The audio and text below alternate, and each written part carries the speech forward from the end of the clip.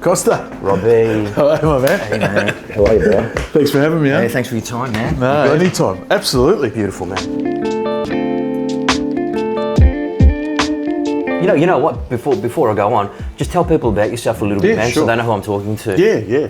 And before you do that, we were friends before I was your client, correct? Absolutely. All right, so we're not going to mix the two, right? No. So we're mates. But go, what do you do, man? What do you do? Well, I founded the practice 1997. Yep. I've been doing that ever since. Started off doing tax. Yep. But over the years, clients just expect a little bit more. Yep. So we sort of morphed into wealth management, investments, super, retirement planning, that kind of stuff. All of that. And then we play a bit in this space, as you know, with developers and investors, mainly our clients. Yeah. And construction people. And I just found myself sitting in banks, structuring finance for people. Yep, 100%. And the banks were making the money. And then how are we going to send my client a bill? Yep, yeah. And so I was like, this doesn't make sense. So I went out and got a finance license. And we've been doing debt for, Fuck, you're using that? You're using that? You are? Yeah. More so now? Yeah, especially now, So and it works well with what we do. So we pretty much can manage the whole process ourselves. One-stop shop. Yeah. And a lot of it is, which securitisation is big. Course, everyone goes after the interest rate. I'm not saying it's not important, but there's some other things that are just as equally as important 100%. When you're structuring debt, like securities especially. You're finding that you're advising your clients if they need $10 million, are you advising them to give the bank or the lender security to that level because the banks want everything, right? So how do you So let's say your asset base is $100 million and you need $5 million. Yeah. They want to take the whole $100 million. Correct. And a personal guarantee, right? Correct.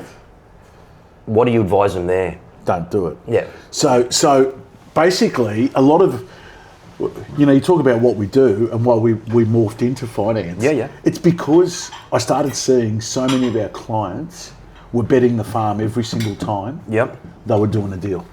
And so betting the farm means they were chips in on all their assets. For this very reason, this very question that you've asked me. Yep. So I was like, this doesn't make sense. Well, it's a bad deal, Costa. If I said to you, I'm the bank, I said, Costa, give me $10 million worth of your assets. Yep. Here's $1 million. That's a shit deal. 100%. Right? So if I'm going to take $10 million, if you're going to take my client's $10 million worth of assets, man, you're giving me $8 million. I want as much or access to banks are fucking, as much as possible. You're not going to get 80 anymore. No, I mean, not on commercial stuff. We want it. No. I'll speak about how I structure it so I don't have to pay a cent. But it's, mate, unless you've got a proven fucking track record for many years, not for two. I mean, everyone asks for the last two financials. It's bullshit for many years. Yeah. And I reckon if you haven't had the same bank manager for a decade, which they don't exist anymore. Right? You're maxing out at 60, 65 fucking percent. Mate, if you're holding land, it's 50%. Now they're talking at 45%. So it's a JV between you and a bank now, 50-50 basically on every fucking deal. Except I've got no security on the bank. Yeah. They've got all the security on me. But we're a partnership. Absolutely. And they're making the money. Do you see what I'm saying? Well, it was the famous John Elliott quote, Costa. Yeah. Right? If you borrow $2 million from the bank and you can't pay them, you owe the bank $2 million. 100%. If you borrow $200 million from the bank and you can't pay them, you're in partnership with the bank. 100%. They'll never let go of that $200 million. Well, they'll actually come and speak to you when you owe them $200 million. 100%. Or when you owe them $2 million, they'll just send out a letter. Yeah, and then another letter. But most of our work in the early days, Costa, I'll be honest with you, in that space, was unwinding security. Right, Costa, as you know, our clients, the conversation used to go like this. I said, so who do you bank with? Oh, I bank with Commonwealth, NAB, whoever. Same shit if you ask me. Yeah, and I'd say, oh yeah, you got someone there looking after you. Yep. Yeah. That's They're really good. Why are they good? Oh, every time I want something, I just ring them up. And they say, yeah, no problems. I'll bring the paperwork around and I'd just sign. And then that to me was like, I knew they were cross-collateralised straight away. Right? So all I was doing it's the easiest way to get money. Absolutely. It's so fucking easy though. But what I like to do, Costa, you probably know, is I like to put fences around things. Standalone deals? Yeah. Standalone deals. There's this bucket. 100%. It's got this asset in it. It's got this amount of debt in it. That's on its own. Here's another bucket over here. It's separate. Why? I mean, you'll answer it, but I know easy money is good money for a lot of people, right? Because they think everything is going to go okay and we'll get out of this deal and we'll settle okay, we'll pay our taxes and we're fucking done, let's do another one, right? But when something goes wrong, how do they protect assets that are tied up already? Yeah. How do you reverse? Yeah. Like, how do you go back now and say, well, I've only borrowed 5, there's a building worth 7, fucking take that one. Why do you need the rest when you're in the shit? Yeah. Do you do it before or after? You got to do it before. You got to do it before. After, it's any, meeny, money, mate. It's easy to make, I don't know, people, especially family wealth, let's say 30 years of your dad. I mean, I wasn't that lucky and you weren't either. Yeah. All right, but 30 years of your dad comes to you at 30, then you've got 30 years and that's 60 years of wealth. Yeah. Right? So it's been generated over a period of time. Now, the old school only dealt with one bank manager, he's passed away. Let's call it the NAB, right? NAB's known your family name for 60 years. They've got everything on you, man. And that's what they want to do. So the bank's goal is to make sure you borrow as much as possible, but they take as much as possible with a smile. Absolutely. The big 4 are probably the easiest to deal with. Now this is happening with third tier, second tier lenders. You'll get a letter from a top tier. You get a knock on the door from a third tier, mate. You know, so you get no room to breathe, you're fucked. So, and again, that personal guarantee ties you into everything. Absolutely. Yep. Structure's important, Costa. Everything. Structure's undervalued and underrated. Structure's Totally agree. You know, people think, oh yeah, another entity, more admin. Yeah, you know what structure is? It's the seatbelt you've got to put on before 100%. the accident. 100%. Not after the accident. I've got a very good question, man, for you. And the reason why I'm bringing this up, recently I've come across a number of people that are doing developments in their own personal fucking name. Costa, please. You bring me here to give me blood pressure. Spell it out. Why are people still... and we're talking about people with money. I'm not talking about...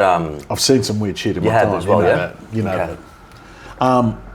Unfortunately, people come to me, right, quite often when they've got a problem. No one rings me to say hello. Yep. And these are some of the problems I inherit. There's not much I can do about it, right? So once it's too late, I know. Yeah, and it's going to cost you money. You can't unwind it. You can't unwind it. No chance. Especially when you got stamp duty, you got state taxes, you got this, you got that.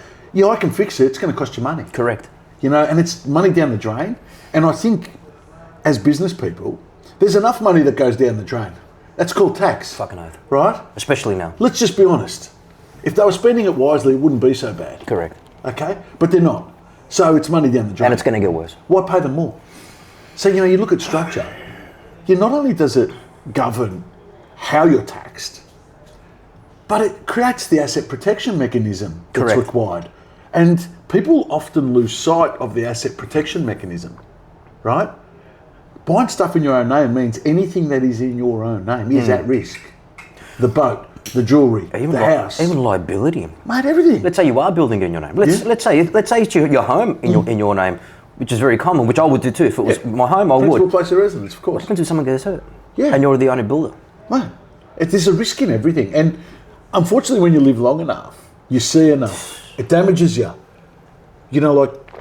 Sometimes I explain risk to people and I can see in their face, they're saying to me, that won't happen to me. And I'm looking at them going, I've dealt with 3 of these last month. You know what I mean? That won't happen to me, Robbie. Yeah. It's the same thing. When you got married, did you think you were going to get divorced? Oh, shit. No, I didn't. All right, when you were, look, I was a grad, but did you ever think that lunatics were going to hijack 4 planes in America and smack them into buildings? No. What happened to the economy? Fuck. It wasn't our fault. A lot of weird shit's happened. I also didn't think they'd ever tax trusts either. You know what I mean? Yeah. Like a lot of shit happened. Yeah. Costa, that's big for me, that's damaged my soul. That's massive. Well, Costa, I spent 30 years in the game. 30 years, yeah? Robbie, I've been waiting, I had kids, I've been waiting for them to get a tax file number, man, forever. You were meant to and say I that. fucking got it and I can't use it anymore. Like, if you think about it. How long the fuck? have we been talking about it? How long have we been planning for our children to turn 18? Oh my God. Huh? And Like you think about it. You know it because we've spoken about it a fucking million times. Costa, you know that how... I'm thinking of having more. I was thinking of having more kids than what you pay. Mate, Costa, Just save tax. Costa, you know how big the change is? It's massive. In simple terms, right? It's massive. Yesterday, your daughter turns 18. You distribute 40 grand to her. Correct. Hey, it's not all the money in the world, but you're putting petrol in her car anyway. She's going to school, you're paying for that. I'm paying for it. You're doing for all this stuff. Right, 40 grand's, it's not a big amount. Cost. It covers costs, right? Which you could do before tax yesterday. Your daughter gets the 40 grand, she pays tax. Yesterday, the tax on that was 4. Okay. Do you know what the tax on that now is? Now? 12. 12 grand, Costa. Why would you give your daughter 40 grand now? You can't. You can't. They're closing in, mate. Mate, I never thought I'd see it happen. They're closing in. Costa, first lesson when I was at uni, when they were taking us through companies and structures. I tell you, that should have never happened. But the first thing they taught us was a trust does not pay tax. Now I've got to unlearn that. Yeah, you do. Right? Everybody else has to. And it's worse What than about that. the historical trust? There's trusts that have been around for 40 years, mate. Costa, it's a minimum 30%. Minimum. So trust is paying company tax levels. Yeah, and you can't get refunds. At least you can get a refund on franking credits. Yeah, you can. You're gone. It's 30 minimum. Fuck. Right? So that means that 40 grand you've given your daughter, you're paying 12 on it. Man, behind every property purchase, there's a trust. Yeah. Costa, Behind every property trust. Costa, you know We'll talk about it. Because I want to fucking know. I'm gonna do it really simple. Like fucking really simple, Rob. Hey, Costa, is this lunch going to turn into a dinner? I reckon it fucking might. I reckon it might. I can't because I've got it fucking like here. But now, the normal Joe Blow wants to develop. Yeah. He has got a little bit of money and he has got support. Yep. Somehow. Yep. And he wants to buy a residential site and turn that site into 4 townhouses. Well, I'm going to go 2. The guy that we're talking about at the moment needs a builder to build them. Yep. So he's the owner, and his idea is to flip them at the end. Yep. How would he set up? And he's going to flip both of them? It's going to flip. After these changes? Yes. Yeah. So, first thing I will say, Yep. there's no cookie cutter approach Yep. to a lot of these things because it depends on what somebody's financial world looks like. Yeah, okay, of course. Right? So his group. So, and what other assets he's got, and is he married? Can we make all it? that kind of thing. I'll make it really simple. That's very good that you brought. I'll make it simple. It's a guy that's been employed full time and has been on a good salary. Yep. He's probably got 600-700 grand saved. He's still working. Yep. But he wants to do this on the side. So what I would say, Costa, is the majority of instances, people should always go and get their own advice, but you'd be doing that in a company. Yeah. Cap your tax out at 30 cents, right? Yep. So that you're paying your 30 cents. You don't have to declare a dividend. Correct. Because you have control Yep. over when the dividend gets declared. And now the big question is, who are the shareholders? And how does he take money out? Yeah, so it always used to be a default. Costa, I don't reckon I've set up a company for any one of my clients with an individual shareholder in 30 years. 100% agree. Right? It's you put a trust in there because we want flexibility. Correct. And let's be honest, what they're doing now is to take the flexibility away from us. Right?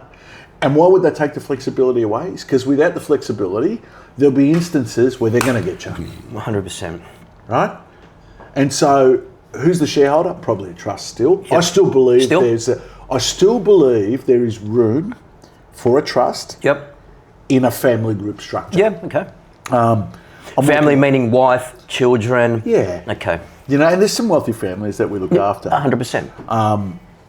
But I still think... Is that because something is still better than nothing? Yeah. And you know, like what you'll see is, like say we have a family group today where there's 15 entities. Yep. Or 15 developments or 15 assets.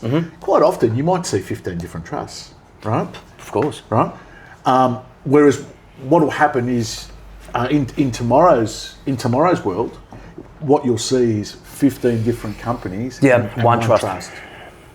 Right? Well, that's what I'm doing now. Yeah, right at the bottom, I'm already doing you that. have the trust. Yeah. But you need to now be smart about how you go about doing things and declaring dividends down so that you don't get caught by this minimum 30%. Costa, I didn't sleep for 2 days after the budget, no? I was getting blind on the phone with developers about it.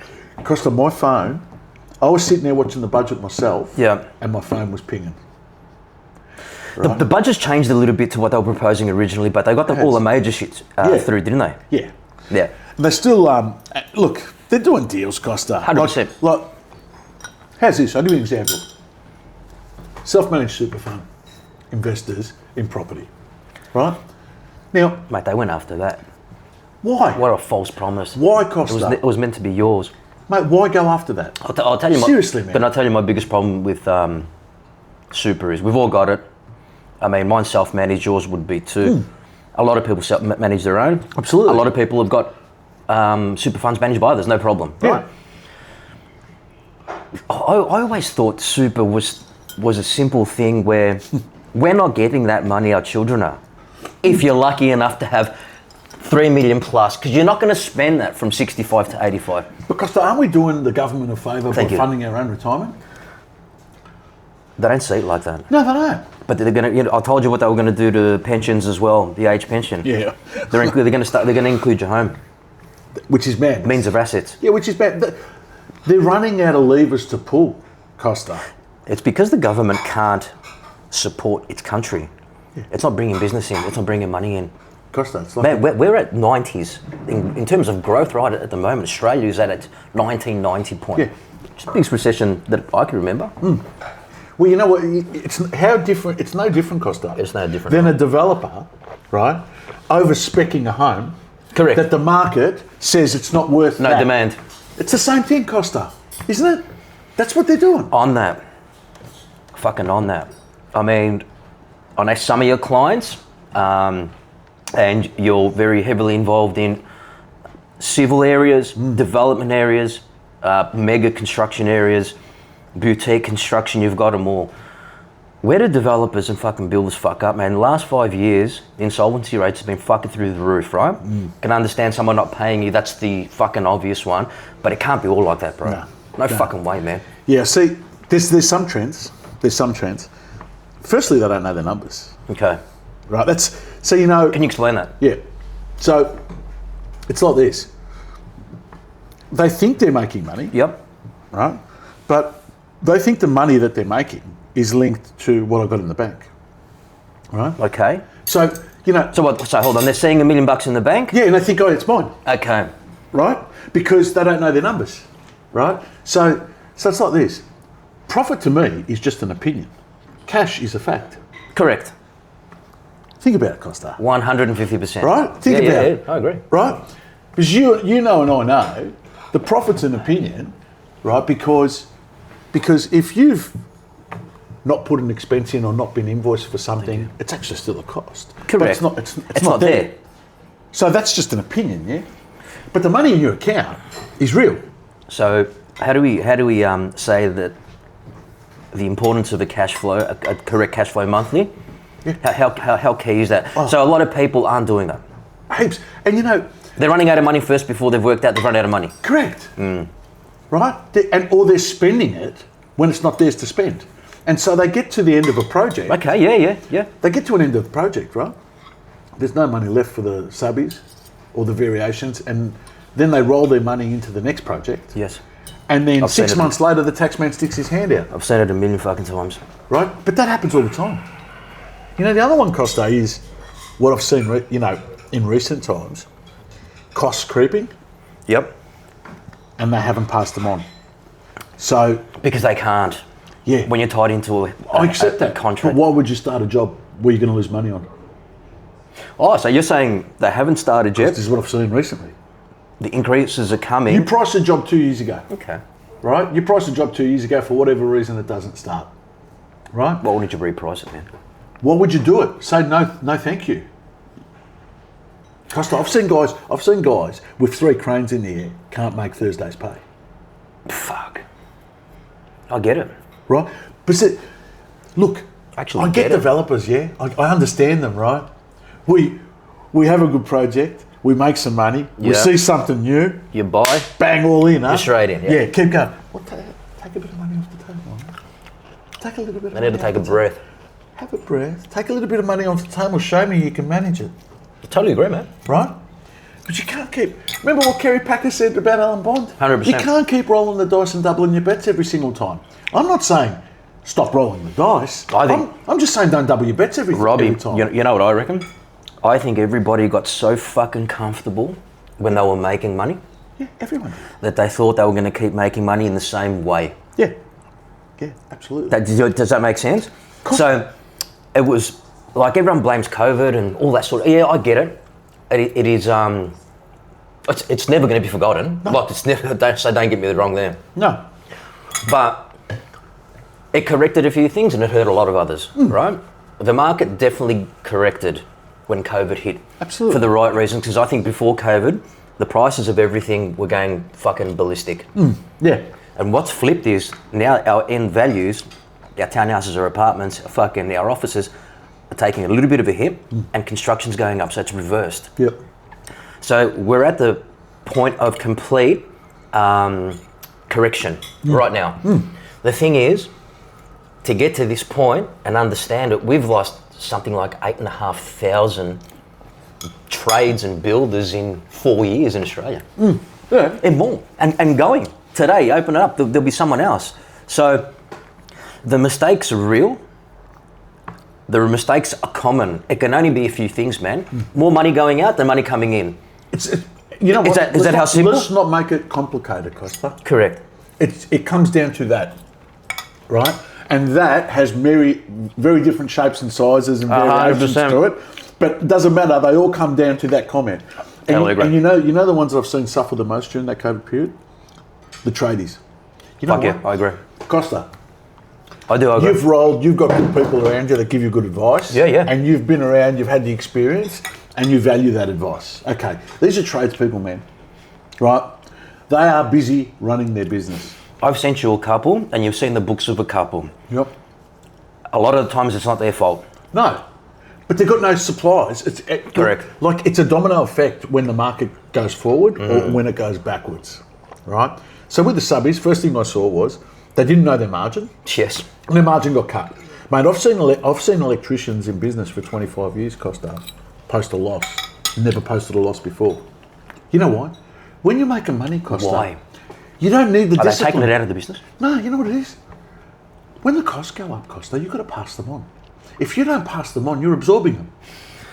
The only reason why they do that is because they need the cash flow. Well, then you do a job for someone that goes broke and you've paid for all the material. So you don't recover your labour and you don't recover your material. What happens then, Costa? Huh? But your margin's shrunk as it is until the lag effect until you worked it out. Bro, we were doing 70 apartments in Oak Park, and you know who the client is.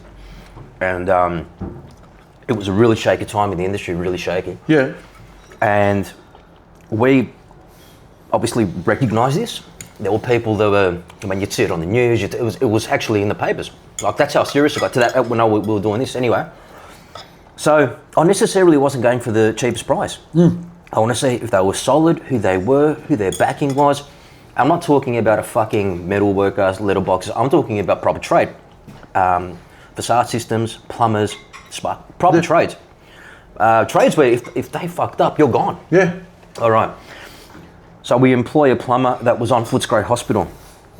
We employ the window company that was on Footscray Hospital. We're talking, our contract is tiny, $1 million window contract compared to 150 million, that sort of scale. Bro, I lose my plumber, goes broke. I lose my window guy, goes broke. So you're talking about a company, plumbing company that had 800 blokes. Yeah. Yep. And on my job, I needed 6 full-time, that's it. And you know what it comes down to? Cost me $500,000. Yeah, it's the sophistication of decision making. Yep. Business is about making decisions, and it's underplayed. Right? Now, I'm a big believer, no data, no decision. Right? Listen, I'm not interested in opinion. Opinions are like arseholes. Everyone's got one, Costa. 100%. Right? For me, you come to me for an opinion, I want to base it on something. Right? You know how many of these people running these businesses don't know actually where they're at, what they made last month? They don't know what they're wanting to make this month. It fucking raises another question, bro. And it's a proper one. When should a developer get tax planning? When he's already when he's about to finish or before he fucking starts? Well, my clients, you know when we start doing tax planning? when they run the feasibility under my nose. 100%. Uh-huh. When they put the feasibility... Can you tell me why? Tell me why. At the end of the day, again, I'll go back to data. Who's the last person that gets paid on a development? The last person. The developer. You've got retention. And who's the second last? ATO. ATO. Yeah. Yeah. And so you've got to make sure you've got money for them. Yeah. Because this is what I look for when I look at numbers, Costa. That tells me how you're running your business. Right? I know what I'm dealing with. I know what I need to coach. You know what I mean? I know what I need to mentor. And sometimes, as you know, Costa, mate, your consigliere is not someone that agrees with you every time. Who's not meant to? That's not their job. My job is to give you something. How many feasibilities have you seen and that are fucking sexy? They look like they look like, mate, drug money. You're making drug money, and you break it down, and it's the fucking. How many have you seen? How many of those have you seen? Mate, Costa, let me tell you. They pretend. Mate, can't pretend. You know what they are these days when they put them on my desk? They are marketing documents. 100%. They're not a feasibility study. I totally agree. You know what I mean? Everyone looks at a best case scenario, like an ultimate best case scenario, as if they're going to retire off this fucking development. Relax, dude. Mate, Costa. Do the actual numbers, man. I stress test some of them, right? We'll start with the revenue. Yeah. Right? Let's start with the revenue. Right? I'll look at the revenue, and then I'll go do a simple market research. What's the average price in that area? And then I'll look at the record price. And the feasibility is based on breaking records. Can't do that. I'm already worried. Hey, I haven't looked at the cost yet. People discount sensitivity in feasibilities. No. Where's your sensitivity? You look at an interest rate. Where's the sensitivity? Construction, mate, we know that it's gone through the roof. Yeah. If you bought something a year, you got your planning permit now, you got to look at everything again right now. Absolutely. And it might not work now. You might have to fucking flip it or hold it or come up with the... If they haven't come and... Look, if the feasibility, it always changes. Every number changes. Like, you can't do anything about it. No. But you need to be smart before you activate it. And before you start spending the bank's money. That's all I can tell you. Spending your money, you're not going to fucking sue yourself. You're not going to come after yourself. I look at how many things can go wrong before my profit's gone. Especially now. Yeah. So that's how I look at them. Because the piece of paper that's presented to me, now you know half the time the margin schemes calculations are wrong. Yeah. You can't get that fucking right. Okay, margin scheme. When would you recommend someone tick that little box? Well, I'd always go for the margin scheme. You would always? If it's available to you. Yeah. Okay. Good. Right. So that's the margin scheme's not the issue. Not allowing for it in your feasibility is the issue. 100%. You know what I mean? Look, it affects resi only, not commercial. Absolutely. But again, people just disregard all of that sort of shit as well, Robbie. Mate, cost up. Are you still seeing it now? No one's educated, are they? No. You know, it's almost like, you know what? What's your attitude? Here's a good question. Yep. What's your attitude when you're putting together a feasibility, right? Yep. Right? Is your attitude looking for a way to make the deal work, or looking for a way as to why the deal doesn't work? I'll be honest. When I look at a site and I like it, and I think it's reasonably priced, which is rare, but it still happens, man. I'm telling you now, there's some deals out there, you fucking die. Mate, anyway, I'll tell you. But I want to find out what's wrong with it through my feasibility.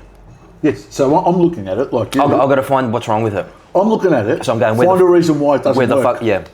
So I'll speak to my planners, I'll speak to my traffic guys. Are you sure? Are you fucking sure? Give me an example, Yeah. I mean, it's different when you're doing a dual like. I mean, it's pretty, I'm not going to say it's easy, but there's a market there for it. If you've done one, you've done 10. There's not many things that can go wrong. But if you're dealing with 8 stories, 9 stories. There's a lot of things that can go wrong. Setbacks, all that sort of shit. Time what's frames. in the ground, forget it. Right. You can't risk it. So I'm looking at a deal going, all right, I'm tied up here for 3 fucking years. It's going to cost fucking 25 million. Before I see money, it's going to be at this point, all going well. You know, VCAT takes me 18 months. It doesn't take me 22. Correct. Working drawings 3 months instead of fucking 6. Anyway, price, construction, it stays where it is. So what is wrong with this deal? Yeah. And if I can't fucking roll myself, right, that's a good deal. That's exactly how I look at them. Yeah. Right? And I swear to you, by the time I've been through them, lucky for 1 in 10 to pass. I got to a point where, how do you say, when you're fucking 15 years ago, man, like, you're excited, you're making money, mate, your bank is flying, you've got... You think you're invincible. Mate, Forget about it. You don't even have to. You think you're invincible? You don't even have to wear a bulletproof vest, mate. There's nothing touching you. Anyway, I'm telling you, right? But you got to a point where you get an influx. Agents automatically want to know you. Developers, can you have a look at this? Do you want to do this? So you're getting a lot more. Yeah. The stuff that I get now is less, but quality compared to everything. So I used to spend so much fucking time sitting down and running cost plans and fucking doing feasibilities. Mate, it took all my time. Like you'd get a feasibility and a cost plan to do, bro, that's a week. Yeah. Imagine getting 10 a month. No. So I fine-tuned fucking everything I did, and I worked out within 5 minutes what was good, what was bad, and didn't waste any time on it. Because I was still building, I was still developing, at a number of income streams as well at the same time. And just to put people on a map, man, people would go, fuck, let's get Costa involved. Let's get him involved. Well, once you get a history of winning, correct. People want you on the team. But then I used to see deals as if they were winning, and I'd see these fucking feesos in front of me. I go, mate, if I were you, I wouldn't do it. Yeah. You know, that was 95%. Well, and you know what? Out of that 95%, 60% didn't listen, and they went ahead. Of course. And now look where we are. Yeah, Costa, it happens all the time. Look, I'm just fortunate with a lot of my close clients. They know me, I know them. We've educated each other over time. When they put a feasibility in front of me. Yep. Because I know there's 20 that they've looked at that didn't even make it to my desk. I know. Does that make sense? I know your character. You'll always be honest. I just tell them the straight. Always. I'll tell them straight. And they put the ones that they think are good in front of me. But guess what? I've taught them how to stress test it. So by the time I've put it through my stress test, they've told me, hey, we actually think this number is this. We've allowed this. But it's always the other way. When you're getting feasibilities, is it based on an assumption of what they can get on the side, or is it a planning permit? Well, a lot of the ones I'm doing now are in the land space. Okay. Right. Subdivision? Yeah. A lot of them are in the land space. Fuck, that's a cock up, man. That's hard work now, bro. You know what? Are people still doing that? People are still doing it. Really? But I'll tell you what's killed people. There's a lot for sale. Paid too much. There's a lot for sale. And funded it. So you pay too much and you funded it by debt. You're in trouble, aren't you? What are the banks doing on that 50%? They don't like lending against them. Really? They'll lend on construction, but see, even that, when you talk about feasibilities, right, even the way you structure those debts, right? Now, none of my clients are exposed. We don't structure it that way. Yeah, good. Right? We remove certain risk before it even bobs its head up. Yeah, of course. There's no debt. There's no debt until we're sold and we're out of the ground. Yeah, I get that, yeah. Hey, Costa. So what are they using to hold these? Well, we Cash? Cash. Cash, mate. So when is a good time to use cash for the bank's money, man? There's a number of things to consider here. Because I'm using more cash now than I have for a long time. Yeah. Not that I'm not using banks, and I've got their facilities there, but I'm mindful. Yeah. Look, I don't mind using banks for certain things. Right? Give me one certain thing. Okay, so if we're talking about the land space, Because I'm the same as well. I wouldn't want to use the bank to buy the land. I agree. I'm not prepared to take that risk. And is that because, number one, it's a clear title? Yeah. And number two, you can borrow against it if you need to? And I've got no holding costs. Correct. Right? I've got no holding cost. So Costa. How many people would fucking tell you otherwise, bro? Oh, mate, everyone wants to be aggressive. I don't mind being aggressive, I just don't want to be stupid. Correct. Right? So Costa, the market goes backwards and I'm holding the land with no holding costs. And you can't sell it for fucking 3/4 of what you paid for it. What do? You got to hold it, right? I'm holding. But I'm not holding and burning money. Hold on. You're still paying your land tax. You might be paying insurance on that dirt, fucking whatever. It's minimal. Yeah. Add a mortgage to it. You're gone. You don't know yet. That's why. The feasibility of the project is gone. So we go back to, all these things are linked. They're not in isolation. I've paid cash for every single site that I purchased. Pay cash. But I got all my money back when the banks come in. Yeah. All of it. And some people will say, oh, yeah, that's all right for you. You got the money, you do it. But you know what? It's all relative to what we're talking about, right? The risk of losing money, I think, is greater than the risk of making money. And if that's the case, correct, there needs to be a bigger upside to play the game. 100%. Otherwise, I don't want to play. Correct. Right? So, look, I've always maintained, because I go to the bank when I don't want the money. You know why? You have it there. I've always had this saying. You should leave it there. A banker is a person that gives you an umbrella on a sunny day. 100%. And asks for it back the minute it starts raining. 100%. So you go to the bank when you're on your knees. They're not going to give you the money. Not 1 You cent. need it. You go to them when you don't want the money. And what I've seen, Rob, in the last, I'm going to say the last 5, like full 5 years, when they go to the banks that they've trusted and they can't get the money, they go to a third tier and get a second mortgage on something. Yeah, and they pay for it too. And they're paying for it. And sometimes they're getting thirds to get out of deals. Now, you know your thirds are going to be short term, 24, 26%. Like if you're getting to that sort of a position, as a developer, you're doing something wrong, man. Well, you know what? Or you put yourself in a bad position. You play the game to win, yeah? Aren't we playing the game to win? I reckon there's a lot of arrogance involved in it too, bro. I've seen developers that look like they're doing okay. Like some mirrors. Yeah, they look like they're doing okay. Like you're seeing all these fucking, you're seeing a name on a crane, you're seeing hoarding up and shit. Yeah. Like, I'm in it every day, man. Perception. I see it every day. And yeah, there's money to be made and we're making money, but dude, like, it's not what people are thinking, man. Like, the best achievers are the quiet ones. You don't even know who they are. You know what? It's funny, is some of my... And I know that for a fact. Oh, my wealthy clients, they're seriously wealthy. They don't want to be known. No. Right? They're behind deals that nobody knows about. 100%. They come to me to say, hey, I'm going in this. No one's to know. You need to structure it. 100%. Right? And that's real wealth.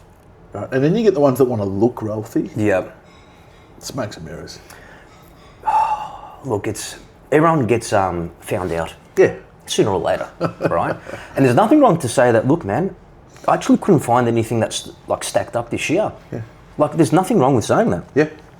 But don't force yourself into pretending a deal's a good deal and then losing 3 years of your time and your fucking money and life and end up with less than what you had before you got into a deal.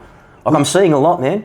Well, you can go backwards if you make bad decisions in life, Costa, can't you? Mm. Everyone wants to move forwards, yeah? That's the name of the game. Whatever that might look like. We're all different, we've got different risk profiles, different ambition. Look, you've got so many people now, same as my time and your time, no fucking different, that, I mean, I know what I wanted to get into, I got into it, and I made millions, no problem.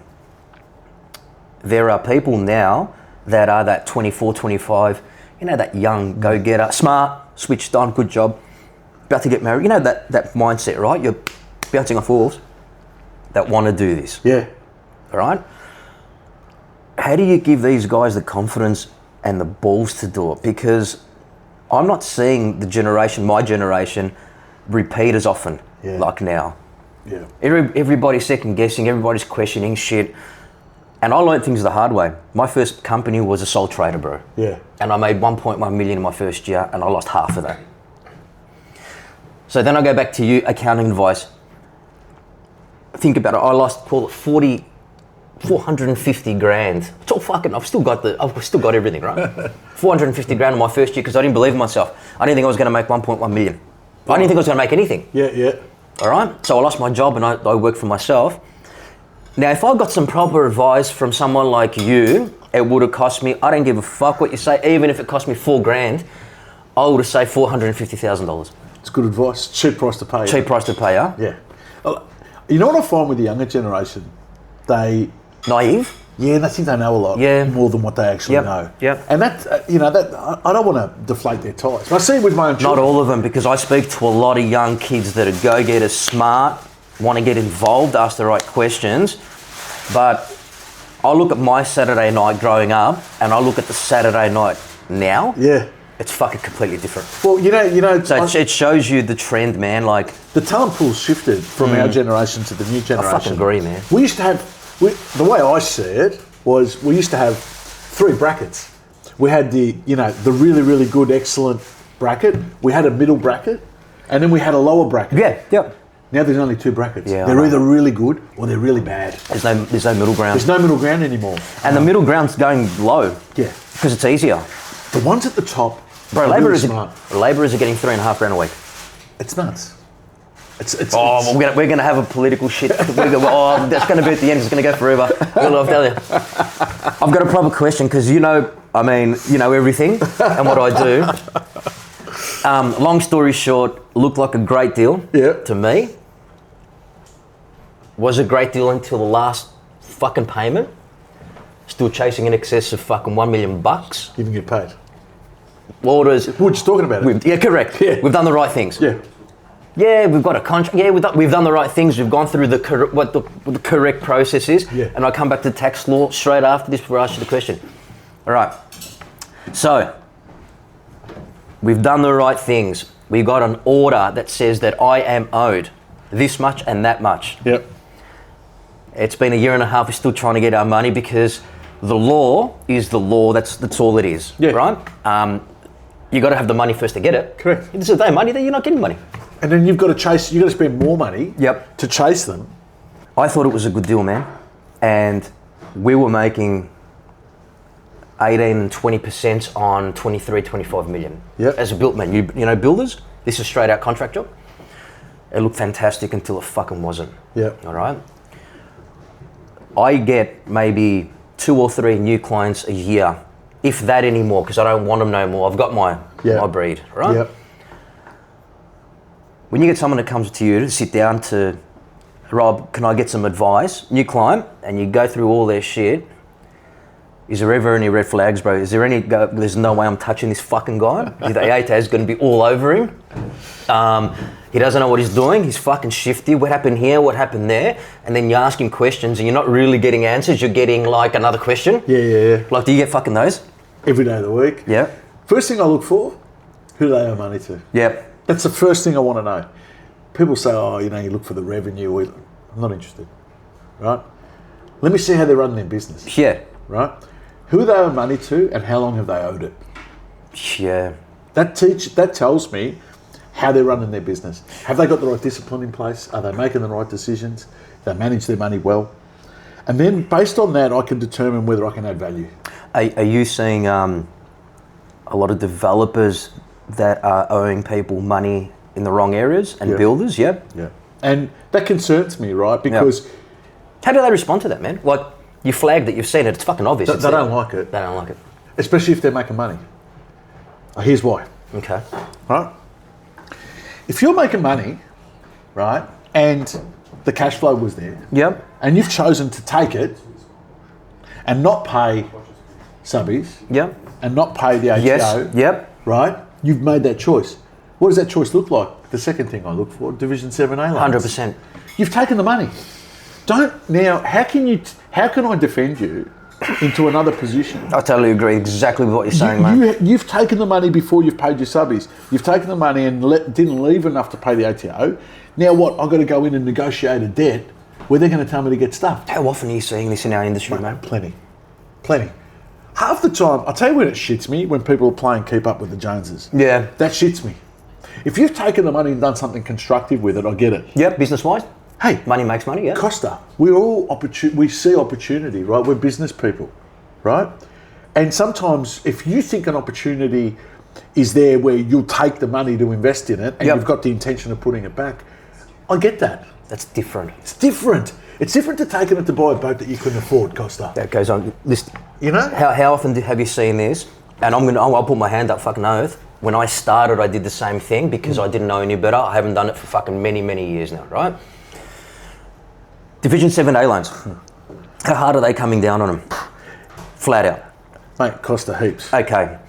Is it fair to say that if I took out $400,000 from my business to buy a Lamborghini that's still in my business, still a business name, all right? How does that look if I get audited? Okay, so you asked me which are the ones you don't want to take on? Those ones. Those ones. Okay. Is it fair to say there's a cap on the GST you can claim back on the car?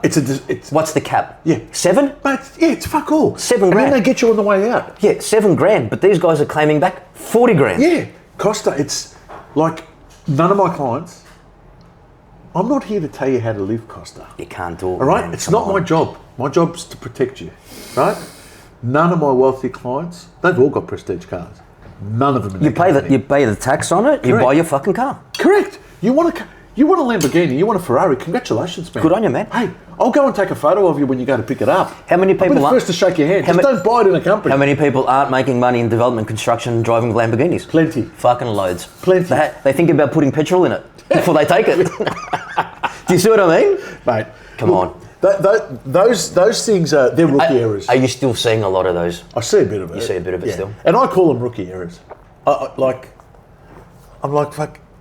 How am I going to improve somebody's position? Like, to be fair, I'm a bit like, I like my cars, but I do it the right way, but I still have my watches and shit. You don't hold any of them in it. No, it's me personally. Thank right? you. Everything. Thank you. But the wealthiest man that I know, right, is in his 70s, and I'm not talking about, I'm talking wealth. He drives they're always brand new, but it's like the Nissan Patrol V8, you know, the big fucker thing. It's like 120 grand, and all he does is he gets a new one every time it comes out. Yeah, that's all I'm saying. Yeah, and look, it goes back to that keep up with the Joneses thing. But cars, like, I see so much stuff, like, and sometimes I get stuff where I actually make a decision that I'm going to help someone because they've had bad advice, right?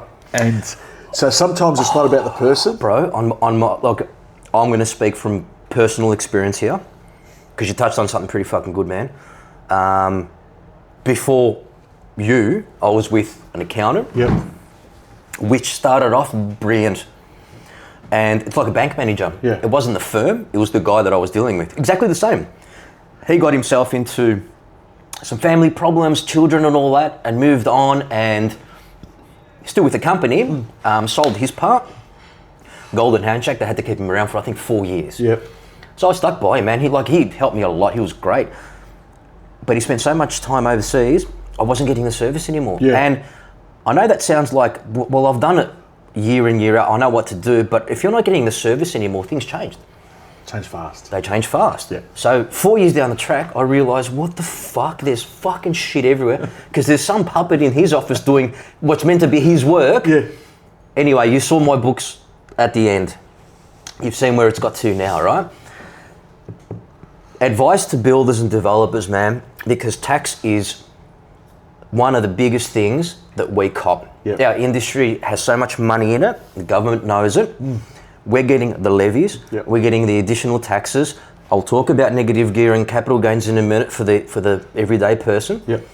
How important is it to be comfortable with your accountant, and do you recommend having someone to see your books every 2, 3 or 4 years? How important is it? Yeah, it's very important, because if you're using them just to do tax, they're actually quite skilled people. It's just not about tax though. Yeah, it's not. What about asset protection? That's the massive one. So, you know, the way we do it is, number one, what happens when you deal with the same person all the time is they build IP. Yeah. They build IP about you, about the investments you've done, how you think, what your risk profile is, how you make decisions. 100%. Now, what I'm big about is sharing the IP.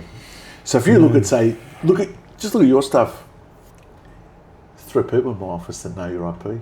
Yeah. Right? 100%. That's deliberate, Costa. That's deliberate. No, I am dealing with 3. Yeah. That's deliberate. Oh, by the way, have you got someone that looks after super funds alone, its own division? Absolutely. That is a specialist area. Okay. Right? So all they do is keep up to date with the super fund legislation, what you can do, what you can't do. They run all our super funds, right? So then when that makes sense, man. And so then they deal with a different animal completely. It's a different animal, right? Yeah. Like you need to be pretty good in certain areas, and it's just impossible to be, you know. And now that they're attacking it, you need to fucking be on it. Absolutely. So you know, back to your point, by structuring things that way, your IP doesn't just sit with me. I teach my people your IP. I've got a gun now. Yeah, he's good. Right? He calls me too many times, but he's all right. No, but it's my fault, because I'm not getting that. Yeah, it's my fault. But you know, the thing is, he comes into my office and he goes, "Hey, I spoke to Costa about this," and he said, "Just speak to Robbie." Yeah. Yep. And he came in and I just start laughing. When I can't answer. I got to fucking know, man, to get him to do it. Do you know what I mean? He goes, well, do you know about this? I go, no, but what he means is Rob will make a call. 100%. Question. CGT. Yeah. it's been a fucking massive talking point, and I get it. I mean, I've never paid CGT because I'm in the business of property. I pay company tax. I get it, right? But that's not the case for all those people that were sold that negative gearing dream. Buy your second investment, you can save tax. You could do. There's hundreds of thousands, not thousands. All right. 2 points. Negative gearing now, right? I thought that was fuck, man. Not everybody's going to be a boss. No. Like, not everybody is, but there's going to be people out there that work their fucking asses off in the community. So I'm talking about, I'm not excluding even the waiter has the right to do an investment property, right? But your doctors, your lawyers, senior associates that don't run their business, there are partners in, I mean, look at the big four accounting firms, right? Partners have got to be getting $1 million there, probably. Yeah. I mean, what are they meant to do? Just pay 47% tax? That's what the government wants. Exactly. That's exactly what they want. What can they do? Yeah. You know what, Costa? This is the thing, right? Now, there's 2 questions. Mate, there's a guy that's already got 5 properties and the guy that could go and buy 5 properties. What would you do now, man? Would you do that now? Let's start with the guy that already owns 5. Yep. Because I've had to address this. Yeah, fuck yeah. You know how many questions I've had on this? It comes down, you know, all these things are linked because now I'm not trying to get off topic. I want to answer your question. Yeah. But the guy with 5, Yep. the first thing I'm looking at, they can still be negative geared. Okay? Yes. Because you already owns them. Grandfathered. Yep. So, how's the debt structured? I need to protect that negative gearing. So the conversations like this. Yeah. Okay. Yeah. Right? Yeah. Okay. So the conversation. Okay. Yeah. So a lot of the times, Costa, this is where advice goes wrong. It's about understanding intent, having conversations, and then coming back with a plan. Mm-hmm. So the guy that owns 5, first thing, we've got a list of all our clients now. We're having these conversations now. I need to get it clear on what's your strategy. Are you trying to pay these down? You want to sell them? Are you going to keep investing? Yeah. What are you going to do? Yes. What are you going to do? Because there's no cookie cutter answer here. Everybody's different. The answer based on what your intentions are, right? Now, our finance team's coming in and looking at this and going, hey, that's an interest-only loan. That's going to P&I in December. Yeah. Right? Now, why are you paying principal and interest on something that's negatively geared? Yeah. Why would you do that from the start, though? The banks. Okay, they like seeing a bit of principal. They won't give you 25-year interest-only cost. Yeah, they like seeing right? it. So that's the first thing. So I haven't paid principal on a fucking loan my whole fucking life. Yeah. I'm just saying. You know, offset redraw. There's big differences in these things, mate. There's big differences between an offset and a redraw, right? So even my guys that have got those 5 properties, I'll be wanting offsets, even if they want to pay them down via an offset. Don't pay the debt down. Okay. Because once you pay it down, it's gone. The negative gearing is gone. Yes, it is. Whereas the offset, you're not paying the interest. But if you take that money back, the interest is tax deductible. 100%, yeah. Okay, so there's the guy that's got 5. Okay. All right, there's a guy that's got 5. That's your first bit of your question. So you've got to make some decisions. I don't really want to go moving his properties around. It's going to cost me stamp duty in that. Correct. Right?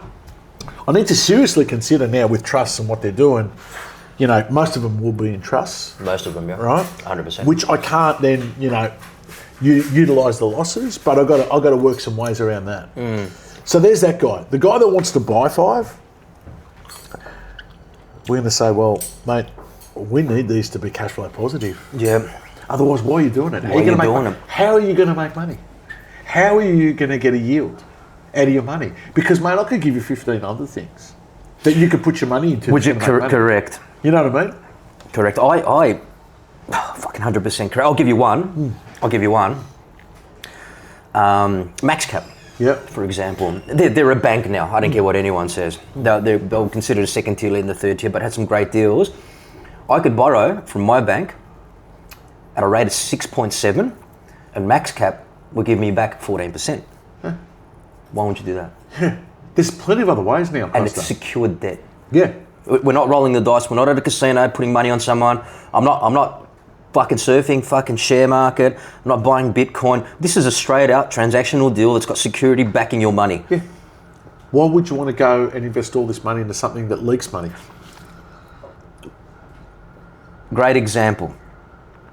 I've got a property now that the rents are probably like fucking 400 grand, whatever.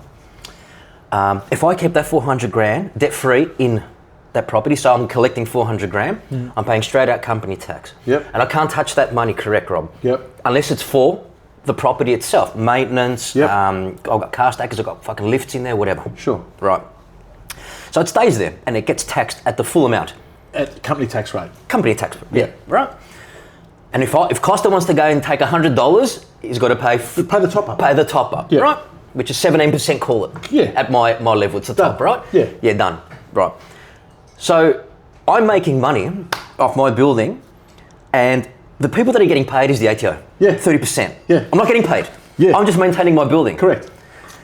Is it advisable to see how much money you can borrow up against that property? So I don't know, if the property is worth 10 million and the banks give you, what are they doing, 6.5 million? Yep. To take that money, interest is paid 100% by your rent. There's no tax. Yep. Right? But I just got 6.5 million. Does that sound better than having to pay the tax department 30%, right? Of my hard work, it's 120 grand a year out of that 400, and I get nothing for it. Oh. But I go to a bank and I go, mister, can you give me 70% up against this? Here's my valuation. Yeah, no problem. And they give me 6.5 million. Yeah. And then I'm not paying any tax. It's servicing itself, and I've got 6.5 million to play with. Absolutely. And do I have to even use it, Robbie? No, you don't have to. I could just put it somewhere, couldn't I? Yeah. And just leave it there? Yep. Until I needed it. Absolutely. What would you do? Pay the ATA where you get nothing? Potholes in the fucking street? Potholes. The homeless in the city are the worst it's ever been. Yeah. Go for a walk, mate. It's bad. Okay, so they're taking all this money. 15 billion in money lost. Big build, where is it? They don't know where it is. Oh, you know what? If I lose $100 from my wallet, okay, where the took my fucking $100? Do you understand? 15 billion, they don't know where it is. Okay, everybody knows where it is. Yeah, we all know. We just don't want to know. We'll leave it to the police. Yeah. Do you remember Malcolm Turnbull? Eat, bro, eat. Do you remember Malcolm Turnbull got put under that much pressure for the Royal Commission for banks? Yeah. And it destroyed every person that wanted to get a first home. Yep. Guarantors won't accept it anymore. I'll go through the big things. It was a lot, but that was a big one, man. Yeah. And they go, oh, your dad can guarantee the loan, but if you can't service it yourself, you're not getting a house now. You know, I've always just maintained a position, Costa, that if I'm going to give a bank a title, Yeah. they're giving me the maximum back, whether I use it or not. I'm not giving you a title. You have to, man. Mate, Costa, in my mind, it doesn't make sense. Okay? I'm going to give you an asset for $2 million and what you're going to give me 500 grand. Forget about it. I don't want to do that deal. I'll take the maximum because I can manage my money. You've got to tell people why, and the reason is if something were to go bad, things happen, they're going to take your asset and that's on their terms. How they sell it, what they pay to sell it, and it depends if you get something back too. People don't understand that. Correct. You can't think, even when things are fucking flying. Yeah. We were making some serious fucking money, man. Like we were doing 12s, 18s a year. Yeah. And even then, I was the most conservative ever. Mate, people say to me, banks would throw themselves at me. I go, I don't need you, man, at the moment. At the moment, I don't need you. At the moment. And I've replicated these strategies over and over and over. Yeah, 100%. And then once my clients get a taste of the borrowing power and how valuable access to money is, it's a lesson they never unlearn. People forget longevity. Oh, Costa. You're in it for your kid's life as well. Yeah. So if I'm lucky enough and I live till 80, thank you. Yeah. If my kids are lucky enough and they live till 80, thank you. But that's how I see my future. It's not only about what happens now. The full circle, the circle's going to come around again, mate. There's the highs and there's the lows. Because I just like the ability to be able to execute when I want to execute. Yeah. Right? So I'm structured like Flexibility, that. mate. Yeah, and I can do deals. Right? Because I know I've got access to money. I don't need to go and ring my bank manager up and say, hey, I've seen something that's really good, and then the only reason they're going to give me the money is I have to convince them that it's really good. All right. I don't want to do that. That's actually a fucking very good point, because I learned that as well the hard way. Yep. And when you go for a deal to deal, on a basis, doesn't matter how good your bank is, your bank manager, whether you can manipulate credit, doesn't matter. When you haven't got a facility there waiting for you, Yep. you're with everybody else, mate. You're Mr. Smith. Absolutely. Correct. Absolutely, Costa. So it's about educating people on how to set these facilities up so that they are effective. Yep. Right? And then use the power that comes with having such a good structure when you need to pull a lever. Mate, you know how many deals I've executed, Costa, for myself and clients, where we've come in 7-day settlement. You know, I've had gold. Costa. If you got that power, I've negotiated for clients on behalf of clients. I've negotiated on behalf of my clients for deals. Yep. Where I know someone needs the settlement, right? Just to pay off the debt. And I say, when can you settle? I say, well, when can your lawyer get the documents ready? Settle on the heads of agreement sometimes, man. Mate. You fucking can. I've done it. So it's not the but you know best way, but yeah. Yeah, but you think about this, Costa. Why would you? It would be nonsense for any wealthy person to have that amount of money sitting there doing nothing. 100%. Wealthy people don't do that, Costa. Wealthy people do not do that. No. Okay? Their money's out there working harder than they are. Okay? Best employer. I've said it how many times? But they're structured correctly. They can just go, here, I've got access to this. Bang. That's mine now. Let's worry about what we do with that asset. I think, yep, look. Oh. I think the goal for everybody is to have a crack and hopefully get to that point. Yeah. Because you're not doing that on your first deal, bro. No, but the discipline starts from your first deal and your first investment. 100%. Right? It just compounds. Does that make sense? It's longevity. Yeah. So if you get structured right from the start and you got access to money at the start, as you're building more money, you're gathering more access. I couldn't. Does that make sense? 100%. I couldn't do it at the start for the normal reasons like everybody else. No one could. But I got to a point where you're holding assets.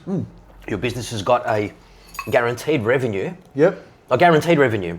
I'm not talking about, 1 year you made 2 million, the other next year you make 250 grand. Yeah. You know, a guaranteed revenue, so you can service. Yep. Once that happens, man, you can actually get a facility there that sits there that you never have to use. Yeah, correct. And what they do is they do a valuation every second year, right, to keep it there. And it does go up and down, interest rates change, values of properties change. Yep. Like yields on commercial now, it's fucked. And that's the other thing I want to talk to you about. Mate, they were 3.5% once upon a time. Can you imagine what you could borrow against your building? And everybody got so fucking excited. They've taken all the money up and they've spent it. Yeah. Now it's 6. And the bank goes, okay, that was good then. You need to bring some back here. How do we do it? Do you know how many people that happened to in the office space, man? Heaps. And you've been playing in that space for a while. I trust it. Yeah. And I'll tell you what I mean by trust it. We're not always going to get the money I think we need to get in our rents. Yep. But we're going to get money. And everything is plus GST, plus outgoings. Tenants, man. I don't hear boo from them. Because I don't subdivide all my buildings, there's no owner's call. I'll tell you a fucking good one, all right? I'll tell you a good one, but at the end of this, it's a true story as well. But there's no owner's call. I manage everything myself, pay 2% to a fucking agent to collect my money and bring it back. Yeah. All right, you're going to have a problem tenant every now and again, but I can manage that commercially. If you've got a problem tenant residentially, they've got that many fucking rights. Now, Jacinta Allen wants to bring in a 4-week law where they can leave any time during a lease and give you 4 weeks notice. You can't do anything. You think about it. Mate. It makes me go, well, if you can do that, I'm going to put you on a month to month. When I want you out and I get a fucking better offer, I want you out. Yeah. Right? So that's what she's doing to that. I never trusted the residential rental market, man, and they fuck your place up, and it's, you depreciate. You've got more rights than you do. You've got no rights as a landlord. Commercial's different, man. They're coming up with 6 months rent. I contribute a little bit, some rent free, and that's it. We're done. You know what I mean? I'm with you. I don't mind that space. Yeah. And then even when you look under commercial, you've got all these other sectors in commercial. You've got the industrial sector, you've got the retail sector, you've got the office sector. Correct. There's always flexibility. And you know what? It's about understanding which bank's got an appetite for what. Because they are different, Costa. Look, they are. Well, yeah, they chop and change. I think property and construction at the moment, to be fair, is a bit on the nose of all of them at the moment. If you haven't got form, if you haven't done it before, they don't want to play with you. If you've got assets, no, something they can bank on. But my guys that have got track record, they can still get money. Correct. Right? But what's hard now is the guys that don't have the track record. Correct. They don't want to. They don't believe you in your story yet because there is no story. Well, mate, let's be honest. When interest rates are 3.5%, I mean, the banks are starving. I want banks to make $7 billion a year, man. Yeah. I want them to make as much money as possible. That means they're hungry. The money's out there. Well, Costa, let's just think about this period, right? Our period, 20, 30 years. Yeah. The market's fucking flown, right? Now, you didn't have to be Since that good. 92. You didn't have to be that good to make money. No. Okay. And people say to me, oh, where are we at now? Capital growth just made people money, man. Yeah, you didn't have to be smart. You didn't have to be good. You didn't have to have the discipline that we're talking about with feasibilities and managing money well and, you know, making sure you follow structure and paying all tax. You still make money. Even when you fucked up, you were making money. Because the fucking properties grew. It was flying. Correct. Okay. The people say, oh, what are the opportunities now? This, that, and the other. I'll tell you where the opportunity is. We're entering a sector in the market where the cream rises to the top. 100%. If you got money, you're fucking set. And if you got money and you've been playing the game properly and you got the right discipline, I'm already seeing it with real estate agents, Costa. Because Costa, I get it, man. how many real estate agents do you used to inquire about a property wouldn't even ring you back when the market was flying? Not anymore. Yeah, now they're ringing you. Okay. See how the game's changed?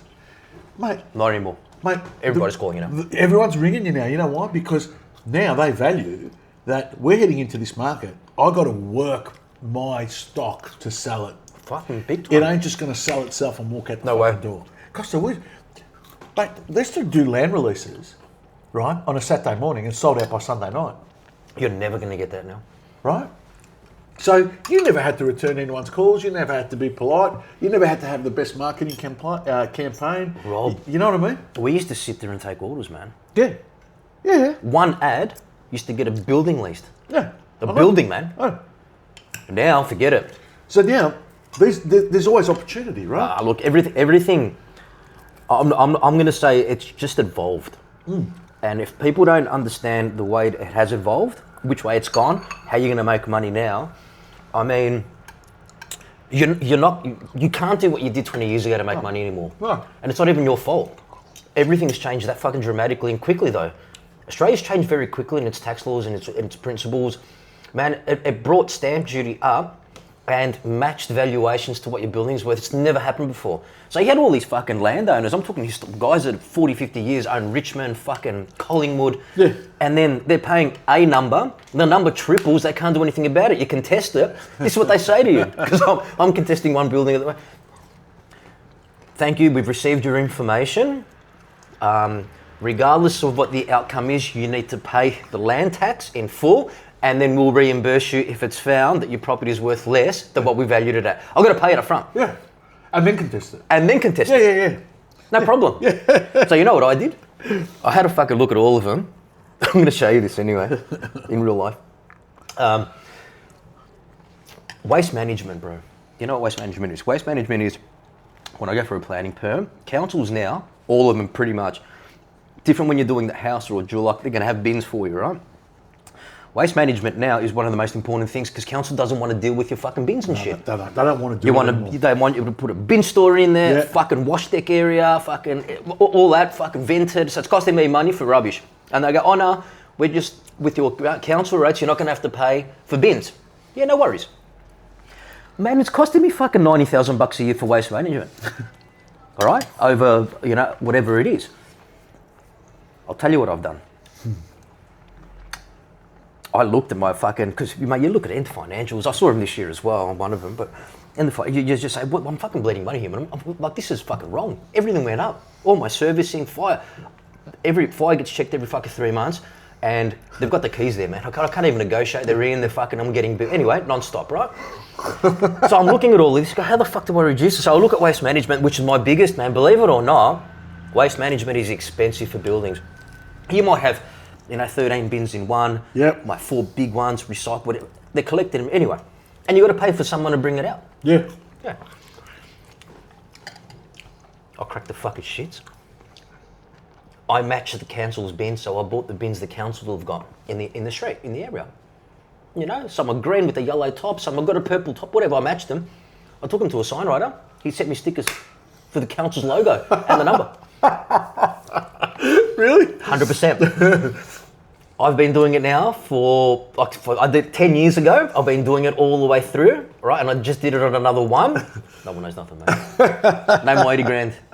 You know, someone's told me about... And you know what I do? It's not like I'm actually taking that 80 grand and paying my land tax. Yeah. I'm not having a holiday. I'm not, you know what I mean? I'm just keeping up with the bills. I'm hearing that the councils don't want to collect waste anymore. No more. I reckon we'll Too see expensive for them. Yeah, we'll see a world where that's privatised. I'm going to guarantee it. Yeah. I'll almost put fucking I'll put $1 million on it. You can see where it's going. They don't want to touch it no more, man. No, absolutely not. But it just comes down to, you know, markets ebbing and flowing, and markets will react. Money's not sentimental. It'll go to where it's meant to go. Where it's meant to go. Yeah. You know, sure, that may take a time to adjust, but eventually it always lands where it's wanted. You know what I mean? You know, I look at things fucking overall, and I have to because, and I always have, but you have to. And I mean, I'm in one particular market. I know it's changed. You're in one. I mean, you guys get busier as things get harder. You guys get. Yep. I hate to say it. It's unfortunate, man. People hurt, and then they ask for the advice. Yeah. Lawyers get busier, as you know. But I look at the overall thing, and Australia is still very, very good, man. Look, the biggest issue that we've had from someone trying to have a crack is our government, federal and local, man. Our state government is fucked. Yeah. That's not leadership. That's a clown that gets up and laughs at everything that we're telling you. Like, and then you've got the guys federally. You know what they're doing, man? They're recreating Keaton. They're just saying it's the recession we had to fucking have. Well, if you spent all our money, man. Yeah. I mean, I've paid my bit. You have. Yeah. Everybody has. If you've spent our money and we've got nothing back for it, when I spend money, mate, I don't give a fuck about a road. I want to spend the money to bring a client that's going to bring a business here, employ 10,000. Yeah. I'll take their business tax. Yeah. Where's the money? Where's the spending in inviting? But they've created all the problems that we've got. Correct. They've created inflation. 100%. By spending all this fucking money. Robbie. Come on. Is it fucking obvious? Yeah. Man, but I don't mean to be like, and I'm not arrogant, man. I'm telling you, like I'm confident, but there's a difference. I don't mind if a Labor gets $3,500 a week. I actually, good luck to you, man. If you're working and you're a good boy and you're there fucking on the times you need to be, you're working your Saturdays, you're working your overtime, you're saving your fucking money, you're saving to buy a house, or look after someone's fucking parents, or your girlfriend, like, beautiful, man. Yeah. Get fucking $4,000, I don't give a shit. But it follows a chain. Everybody, percentage-wise, needs to have the exact same breathing space. The builder needs to be able to afford to pay $4,000 and still have that breathing space. The developer, the same. But if I can't sell an apartment to cover all of these costs, yeah. Like, I know you're getting I know you're doing all right, man. It's not because of it's not your fault. But how come all these women now are traffic managers, man? I've seen that on the streets. Yeah, because that's where they're making more money doing that. They're making more money doing that. Of course. That's how much money's in the industry. Correct. So when you talk about the government spending billions of dollars on these big builds, where the fuck's the money going? Look, like I said, I'm not going to criticise, man, but I know how to spend my money. I think I know. All right? I know that a labourer is spending $100 a day on lunch. Costa. And that $100 becomes $120 because now the milk they're getting from $3.30, it's $5, and he's still fucking buying it. He doesn't give a fuck. Costa. That's the reality of things, man. And that's like what true reality. That's the inflation they've created. Correct. So I'm not knocking these women on these sites. They've gone there because they want a better life and they want to make more money. You can't knock someone for that, right? I would do it. Yeah, but you know what they were doing? This is the thing. They were working as a receptionist on 80 grand. I know. The receptionist has gone to be a traffic, sign, hold up those signs for 120, 140 grand I've told you mine's AI. Yeah. $18 a month. Costa, they've come out of retail. Your shop assistants are gone. Try and go to a shop now and get someone there that they can't get people to work. No chance. Okay? They've bookkeepers. Kids only. They were bookkeepers on 80 grand, 90 grand. They've left to get an extra 40 grand pay cut to go hold a sign. And you wonder why we've got no skills. Right? It's the government that's created this, not the people. 100%. You know what I mean? So what's their direction? Let's be honest. I know where the direction is. The government's direction in Australia. Like, can I tell you what it is? Jacinta Allen just got a pay rise. She's on $530,000. Thank you very much. She's done such a great job. Now, if I was working for you, yeah. all right, because she works for us, correct? She works for all of us, right? Let's be fucking real here. We pay her. Yeah. All right. So she works for us. I'm the boss, right? If I work for you and you come up to me, you had a look at your bank account, whatever it is, and go, Costa, I'm not concerned, but I've got 15 billion bucks missing from my company. Where'd it go, mate? And you just said, I don't know. Yeah. Just call the coppers in. They'll find it. Yeah. Yeah. You know what I'd say to her? Would you fucking sack me? Sack you?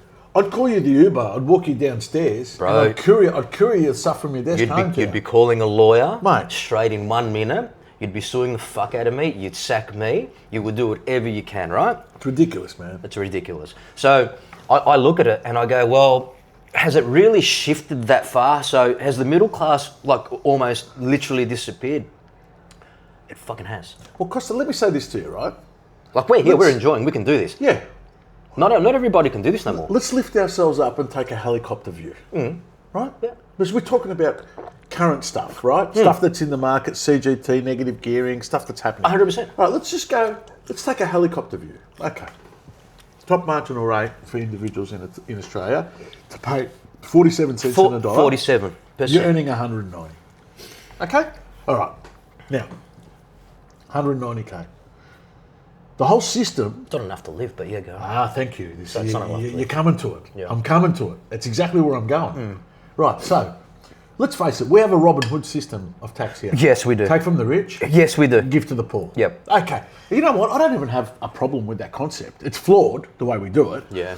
But do you think someone on 190 grand is the rich? No, not at all. You ask the family with 2 kids, with the wife staying home because they can't afford childcare. 190. She will work. That's not enough, mate. But there's no point for her to go to work because she'll actually lose money because she's going to pay for the childcare. And that's what happens, yeah. Right? Yeah. And they're on 190 grand or 200 grand. They're subject to the top marginal rate. That's not enough. Do you think they're wealthy? Not even close. I think they can't take their kids to the movies. That's what I think. They would be struggling That's what I to think. make ends meet every month. I think they can't take their kids to the movies, right? And you're calling them wealthy. Come on, man. It's middle class, man. Come on, man. Then why are they paying half their freaking income in tax? Why are they paying 47 cents in the dollar?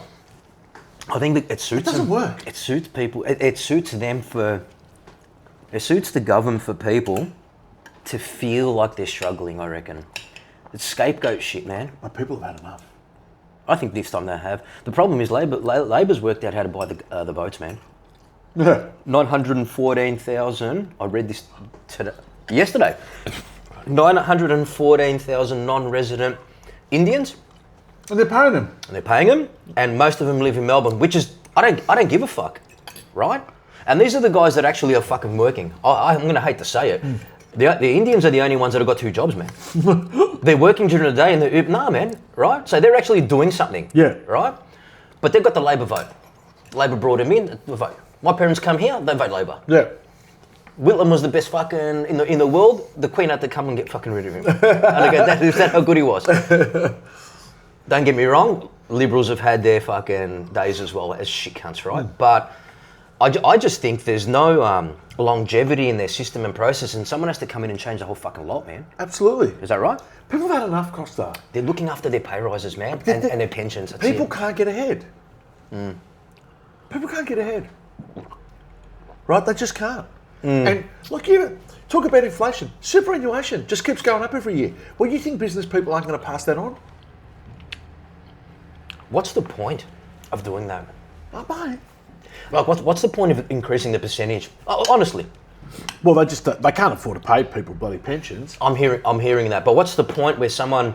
I mean, I know some very business-oriented people that moved away from using anything but their super when they were doing their shit. Yeah. But then if they're not doing it anymore. Like that, I don't have a problem with looking after people that are disadvantaged. I don't have a problem with, wanting to look after our medical system. Right? I've got no issues with any of that stuff. And with collecting tax in order to fund that. I get that too. I have no issue with that. No problem. Right? But Costa, I'll tell you what I have an issue with. You've got an NDIS system, okay, that's leaking billions of dollars. Yeah. Billions of dollars. Okay? Why? Because you don't know how to run it. And if you don't know how to run that, and you don't know how to run the bloody big build, and you don't know how to run these things, you shouldn't be running anything. How do you fucking change it? You can't. Mate. Too deep in it, man. Costa, I've never really waded into politics until recently. Bro, I'll tell you what the worst thing is. Yeah, me too. Bro, well, seriously, it's just gotten to the point where it's really bad. You know the CFMU have made more money in administration than before administration? You think about what I'm saying? Nothing surprises me. Fucking think about what I'm saying. They put them into administration knowing not what they know, knowing what they haven't told anybody. Yeah. That we've got $15 billion missing.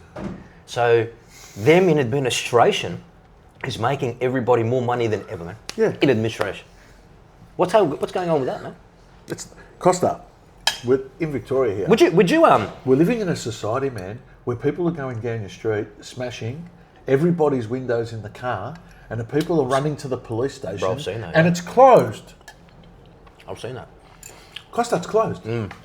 Okay, so why am I paying tax? Remind me again. Remind me again why I'm paying tax, please. The systems are broken, man, that's all. Okay. And it's to completely break, and then you buy a new car, you know what I mean? Yeah. They're working on the orange lights. Oh, no, we can still drive. Mate, we can still drive. It's on the orange. And then they said the red light, and the car doesn't move anymore. Yeah, it's terrible. Like, things are terrible. Do you reckon they're going to get voted in again? I hate to say it, man. Fuck no. Costa, surely the Australian people have woken up. But there is there's so many people that think they've done a great job because they're getting looked after. They're getting money, man. Yeah. But the people that are paying for that, they've had enough. I don't know, man. Like, if I didn't do right in my business, and if I did the wrong deal, got involved in the wrong deal, and I didn't make money, I'm not getting a dividend that fucking year. Because there's no dividend to give. Yeah, these people get bonuses. They get bonuses. You know how many people rang me our age, Costa, saying to me, "Do I keep going? What am I working for?" Bro, we've got people in the same circle that are all saying the same. Fuck, why should I get up at 5 o'clock in the morning, bust my ass, take all this risk, when I've lost half of it by lunchtime? It's more like when I buy a site, Robbie, I know that's 3.5 years, and I try to buy one a year after each other. So the 3.5 years, then I've got another one coming that next year, another one coming like that. Yeah. You try and factor what you can with the knowledge that you've got right now. Yep. For that 3.5 year period, because your $1 million at the end might look like 200. Mate, it might look like 1.7, but 1 million might look like 200. Now, it's a group thing. When you look at me, you look at my group of everything, right? And one thing affects everything else that we do. You know that. If I've got to find money, what happens? Where are we getting it from, and what issues are we creating, right? Okay. So that's hard enough in itself, all right? But what happens if my tax bracket is, 30%, and it fucking ends up at 37 at the end of it? How do you factor that in? Yeah, people have got no flexibility. So as a business, and I'm talking, forget about hospitality, all of us. Yeah. How do you have the confidence to fucking push on, have the balls, buy something? It's gonna be all. Remember how we used to say it's gonna be all right? You can work it out. Can you do that now? You can't fucking do it now. No. Everything's working against you. Yeah. And I hate to say, the person with the biggest balls right now is going to make the most money. Yeah. Right now. Yeah. Yeah. The biggest balls. I've seen people make a lot of money when things got tough. Yeah, a lot of money. Like serious money. GFC was the best time of my life.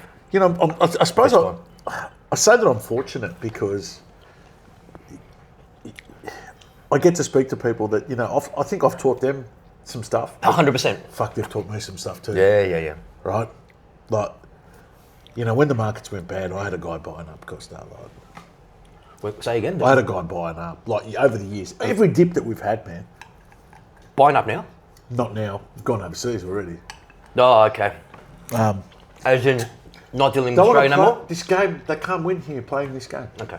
Right? Too much risk, not enough reward. You reckon it's all right overseas, though? I don't know, Costa. I haven't looked at it closely enough. But when you think about this, Costa, when you remove tax, Yeah. the project doesn't need to be that good. Yeah. What are you working on here? Or whether you limit the tax. Yeah, right. But my point is that there's always opportunity in markets. You just got to sometimes look harder and look closer to find them. Look, I think there is big time, and you've got to see, again, see it for what it is, and don't pretend shit. Just because someone's building a fucking home in an affluent area and he wants 7 million, doesn't mean he's going to get it. Yeah. You know, like, just calm fucking down. There's always shit that's going to be moving. I mean, the market's dropped off, auction rates and all that, but that doesn't mean anything to me. Yeah. It's values. Yeah. I'm worried about values, not auction rates dropping off and that. If I've got to wait an extra 6 months to get my money and I can do it, I'm going to wait. It's the person that's got that little extra money now. Yeah. And the person that got into a deal at the fucking right time now. That's what I reckon. Because don't the auction rates just drop off at this time of year anyway? They will definitely around election time, November, guaranteed. But even around winter time? They drop off end of financial year. Yeah, which is now. That's the trend. And then people go, well, where did we finish? And the guy's got a mechanic shop or whatever. No, we did all right. Okay, that bigger home, we'll get it now. But yes, the trends are everything dies just before Christmas. December finished, picks up again in the Feb. Yep. Spring's always. This spring's going to be an important one. That's going to be the guy. That's when we'll know. That's going to be the guy. That's when we'll know, Costa. Now it's just noise. Yeah. Well, now it's just a little bit less than what it was this time last year. Yeah. Like, I don't give a fuck. Mate, I speak to my agents. They're still moving shit, which is the most important. They're probably not breaking records, but they're moving shit. So if I need to get out of a deal, all right, man, I didn't make 100 grand, I made 50, big deal. Correct. I'm out. And it's the good ones that know what conversations to have. Yep, 100%. You just got to buy in the right fucking spot, right market. And people buy because they've got a fucking dream. Work out who your fucking end user is. Is he going to be there in 12 months? Because it changed, though. Yeah. Imagine you're building for investors now. You're finished. So Costa, that's going to come back too. You know, where do you see builders going wrong? I honestly think they get ahead of themselves. So I was a low turnover model, high margin. Yeah. That was my model. So I'd prefer to do four to five jobs, sneaking a development at any one time, where I could have had 20. Yeah. No shit, man. But my model was a very, very, compared to everybody I was competing against, man, we were doing jobs 30 million plus. But I stuck to 3, 4, 5, that's it. And it was about pulling as much money out as possible, creating cash flow for my development arm, that was it. Lowering my taxes, you know how it works. That's what we just said. 100%. Taking money off the table. Correct. And that's the goal. So that was the filtering system. Then you end up with all these assets that you can borrow against. You're still not paying any tax. I'm still doing what I'm doing, all right? But a lot of people get so fucking excited, man. Like, I mean, we were making, and they wouldn't believe it, dude. We were making consistently for a decade over 18s, 20s, 22s, 30 million. Yeah. Times 4. Well, you think about it. You're talking 3 years, right? Yeah. Okay. So if you did a feasibility during that time. Yep. So you're building for the developer. I'm lucky because I've got cash flow. Yeah. But you've done the developer's done the feasibility here, right? Yep. You're delivering the product here. Yep. They've sold some off the plan. Yep. But the fucking prices are going north. Everyone's making money. Yeah. You're making money. The developer's making totally money. Agree. The people that bought the stock were making money. 100%. Everyone made money. Not more. No more. No more. I think that's the difference. No, but as a builder though, I mean, everybody saw them like. Don't get me wrong. I don't give a fuck what background you've got, whether you're into money, you've come from money or not. I didn't. You didn't. But when you start seeing it, you get overexcited. Yeah. And what builders do is they go, well, if I've got 4 projects and I'm making 10 million a year, does that mean I'm going to have 8 projects and make double that? Yeah. Well, no, that's not the fact. No, because they're investing 100% back into their building business. They're putting but all. You didn't do that. No, never. Right? I invested it in my properties. And this is what I was alluding to earlier in our conversation about, you know, this is where I butt heads with clients. Yeah. Don't be an Alan Bond. Correct. Right? Don't double your bets and roll the dice. Correct. Every time. Like, sooner or later, a bad roll of the dice, too much is at risk. Isn't the goal in business to make money?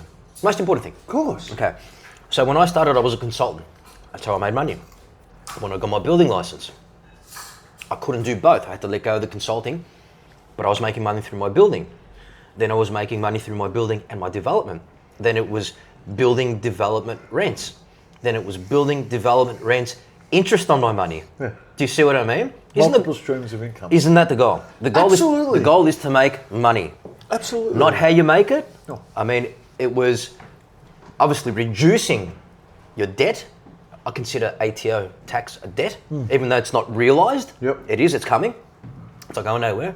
So it's a combination of everything. Now, in any business, if you can't evolve and use your money, all right? If you can't evolve and use your money to make money, I don't give a fuck. You're going to cop it with the highs and lows. Right. Costa, I've always said... It's inevitable. In business, doesn't matter what industry you're in. You evolve or you dissolve. Correct, you have to. Evolve or dissolve, right? You have to. That's why so many builders have gone broke in the last 5-6 years, especially. There you go. That's my breakdown of it, because they've relied on construction only to make money. Developers have done the same. They've got no plan B. Yep. They've got no plan C. They're not talking to the right people, right? There are passive ways to make income, to make money. Because I've seen clients make money out of lots of different things, right? I'll never say to a client, buy property and not shares, or buy shares and not property. It's not my place to say that. You do both. You should be doing everything. You should be doing everything. I'm telling you. Rental income is a great income. Good. And it's a great income because if a bank sees that this asset is making 500 grand a year and it's worth this, they go, Costa, you can take this, go do something with it. Yeah. We want you to pay interest. Yeah. Banks don't like people with fucking 100 million bucks in the bank, bro. Wow. They like $100 million debt that's covered, hasn't defaulted in 10 years. Oh. That's the reality of it, man. Without a bank, that's just how it is, man. A bank is your first partner. Yeah. And everybody else is your second partner. Absolutely. In business, if you think about it. Well, how do you get leverage otherwise? Can't. You've got to use your own money. With a bank, you use theirs, you pay them their share, and you make the rest. Agree. That's why the deal's got to be good enough to allow for all of that to take place. 100%, man. You know what I mean? And if it doesn't, why do it? Look, again, I'll go back to it. I think developers need more than a fucking builder, a second stream of income. How do they survive? Yeah. How hungry is fucking development, bro? In 3 years, you don't see a cent. Yeah. It just costs.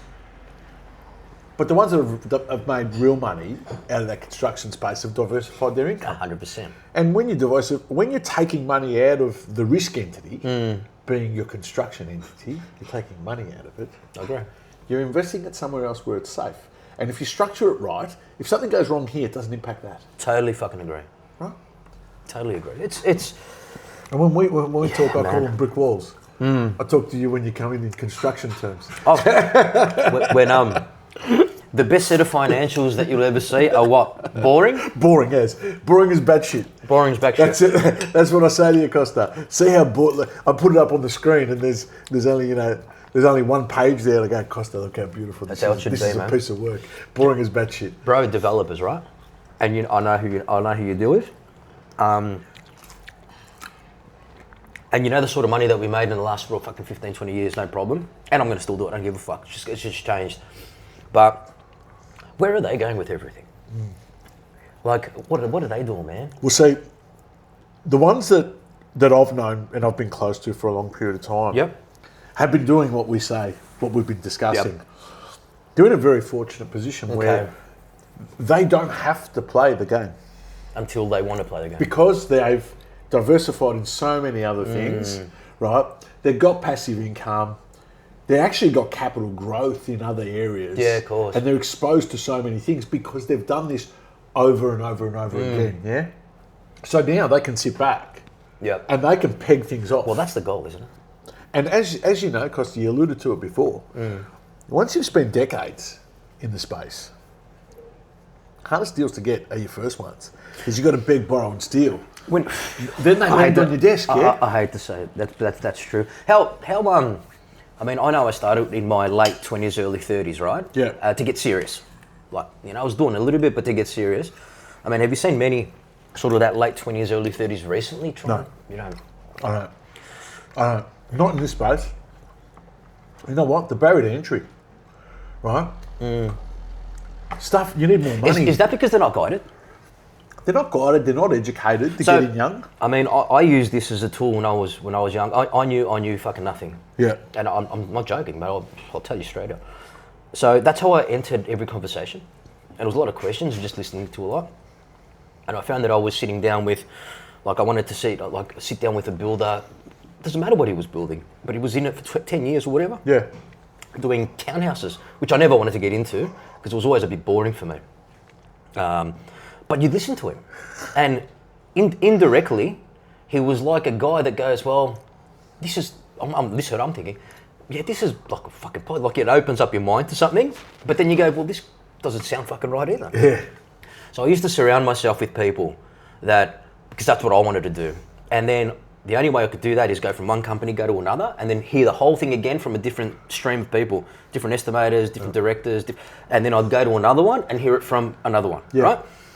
And then I got to a point where I was that confident that these guys knew a little bit about something, but didn't know everything, and I knew something they didn't know. That's how I made my best money, man. Yep. It was walking into deals like this kid does. Everyone that I was dealing with when I was 30, Rob, was 65, 70, and they'd sit down and they'd laugh and they'd go, fuck, he's cheap, don't worry about it. He's got the background, we'll fucking use him. He's got the background, no problem. Yeah. I've got the money, we'll pay him, but he's cheap. And it wasn't about being cheap, it was about getting in and building a CV. And cheap meaning I was making 9-10% and I had no fucking overheads. Yep. So I started doing what I was doing like that, man. And everybody that I was meeting, I was feeding off. So I didn't have a direct mentor, which I think is fucking extremely important, man. All right? Everybody's got one, they just don't know it. That's the difference, right? Yeah, I swear to God, right? But I was feeding off the services these guys were providing. And it took me from zero to fucking, mate, their knowledge is the thing that did it, right? Their mistakes are actually the thing that did it the most. They paid for their mistakes and I avoided their mistakes at their cost. So it was like a combination, but that's what I wanted to do, right? At that age. I wanted to be surrounded by it, I wanted to live and breathe it, understand banking, fucking accounting principles. I knew nothing about accounting, man. Yeah. Now I know a lot more, right? Yeah. So if you're not, how do you say it? If you don't want to get into it, make money, and not go down these paths, you're not going to make any money, man. No. If you think your Saturday night and Friday night is everything in your life, and you're 27 and 30, you're fucked. Because you're not going to do this at 40. Oh yeah, you might invent something. I don't know. Yeah. Fucking brain. I don't know. You might bring out a new fucking lotion. I don't fucking know. But it's not going to happen. But you may be, right? You need to fucking live and breathe it, bro. Because I can tell you now, right? I worked my I know what you did, right? At that 28, 32, we were busting our balls, man. There was nothing else that mattered. No. It was all about where I'm going to be at fucking 60. Yeah. How do I do it? You know, especially today, because no one's fucking doing it now. And you know what? I'm actually dealing with a lot of people who want to do it. Yep. And need the guidance. Like fucking massive. And you know what? If they keep breaking my balls, if they keep asking the right questions, I'm fucking helping every single one of them, man. So I'd love to fucking, I'd love to see a story like mine repeat when I'm fucking 75 years old. Well, you know that. But you're not going to see it. No. Without help. I'll fucking tell you now. Well, they can't afford to make the mistakes that we could afford to make and still succeed. Correct. Right. So I know you've been working on something in the background. They're too fucking big, man. I know you've been working something on the background. Is this basically to help people cut their learning curve short? Well, look, man, about a year ago, and look, mate, I'll be honest. You know what my daughter went through? Yep. All right. So I had to teach her to walk again. So everything was like, it didn't stop. It reinvented itself. I've got a couple of deals that I'm looking at the end of this year, but it gave me time because I spaced it out. I don't need money anymore. So what happened was, I had the flexibility of doing nothing, which was fucking boring. All right. So I had to think about a lot of things. Gives you time to reflect, though. Gives you a lot of time. And refocus. Refocus, especially when you're looking after your kids, and that becomes a thing, you know? Yeah. So we're not driven by chasing money anymore, or fucking looking after fucking 30 staff, becoming a psychologist, and the girl's crying in your office, you need to help her out, or whatever. That happens. But I've had that many requests for help, man, for decades.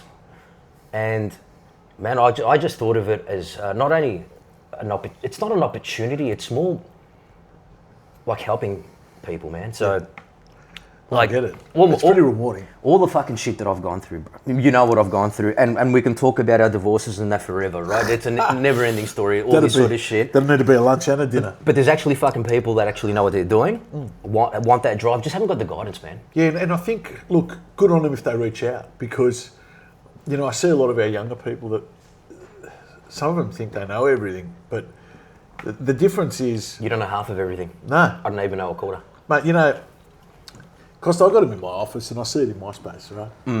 Like, do you know how many people now in business that I've trained? 17. 17 practices. 17 practices were trained under me. I get it, man. People that I've trained over the years that are now in a business. Now, at the time, you know what? They used to think I was a ball breaker, right? So I was very pedantic in the way I taught them how to think. You've got to be honest. Right? But there was a certain way of thinking that I had to drill into them, right? Now, at the time, they might have been Rob's an arsehole, but I bet you they're not saying that now. You keep in touch with them? All the time. Yeah. In fact, you know, funny, the guy that trained me, Peter trained me, we break bread 34 years. We've been breaking bread. Oh, you told me about it. Yeah. Twice a year. How old is he? Peter's in his late 70s, right? Okay, yeah. And 20 years on you. I love the fact that he and I are still friends. What's he doing? Still doing all right? Oh, Peter could have retired 30, 40 years ago. Still working. But you know, he does it to keep him young. Yeah, it's not work, man. But Costa, he's away 6 months of the year, but you call that work? But he doesn't, you know what I mean? Yeah. Like, but my point is, I have respect for someone who passed and gave me an opportunity, right, to be able to learn things. He cut my learning curve short. Mate. Well, that's the thing, isn't it? Costa. I didn't have that. I had to go through the hard yards, man. So to get the opportunity... I got fucked that many times. Yeah, well, to get the opportunity... so many fucking times, man. Not only did you get fucked, but you had the opportunity to somehow stay in the game. What I'm saying is, if you get fucked now, you're out of the game. When you're starting, yeah. Right? You're out of the game. You can't afford to be out of the game. If you're out of the game, you're nowhere. Well, look, man, that's why I did Constructed, bro. I mean, I've thought about it for so fucking long. And I've had so many people ask me so many fucking questions, and I can't keep up, man. So I'll tell you what I'm doing. Tell me. I've got nothing to prove no more, man. I'm laying it all out. Every fucking package that I use, every formula, every spreadsheet, I'm going through and using 2 case types for construction and development, absolutely fucking everything. Yep. Robbie, when I mean fucking everything, from how to price, how to put it together, cost, fucking everything. So if anyone is ever thinking about doing what I'm doing, and if they're doing it, right, I've set up a manual for them, man. Bulletproof. Really? Fuck yeah. So just follow your process? Legal side, everything, man. I've like absolutely everything. So my systems, man, as a guy that was turning over at peak 80 million, construction-wise, I like Grollo, bro. Yeah. I like fucking Lend Lease, but on a small version, and I've showed people that you don't have to fucking pay that money. Costa, the revenue feeds your ego. Fucking oath. The profit feeds your family. You need to determine what your objective is. I totally agree. You know what I mean? And I think right now, like you said, if someone was starting off who has done his 2 or 3 developments, now's the time they're going to get fucked without guidance. I'll fucking tell you. And you've seen fucking numbers left, right and centre. Mate, you know what amazes me? You've got to be smart. How many people have made money and good on them. And not know what they're doing. And I look at it and I go, fucking... I'm dealing with a few now. How do I tell this bloke that if he had fucking done this, and this, he could have saved 400 grand? Costa, we're not talking about 5 grand, 10 grand.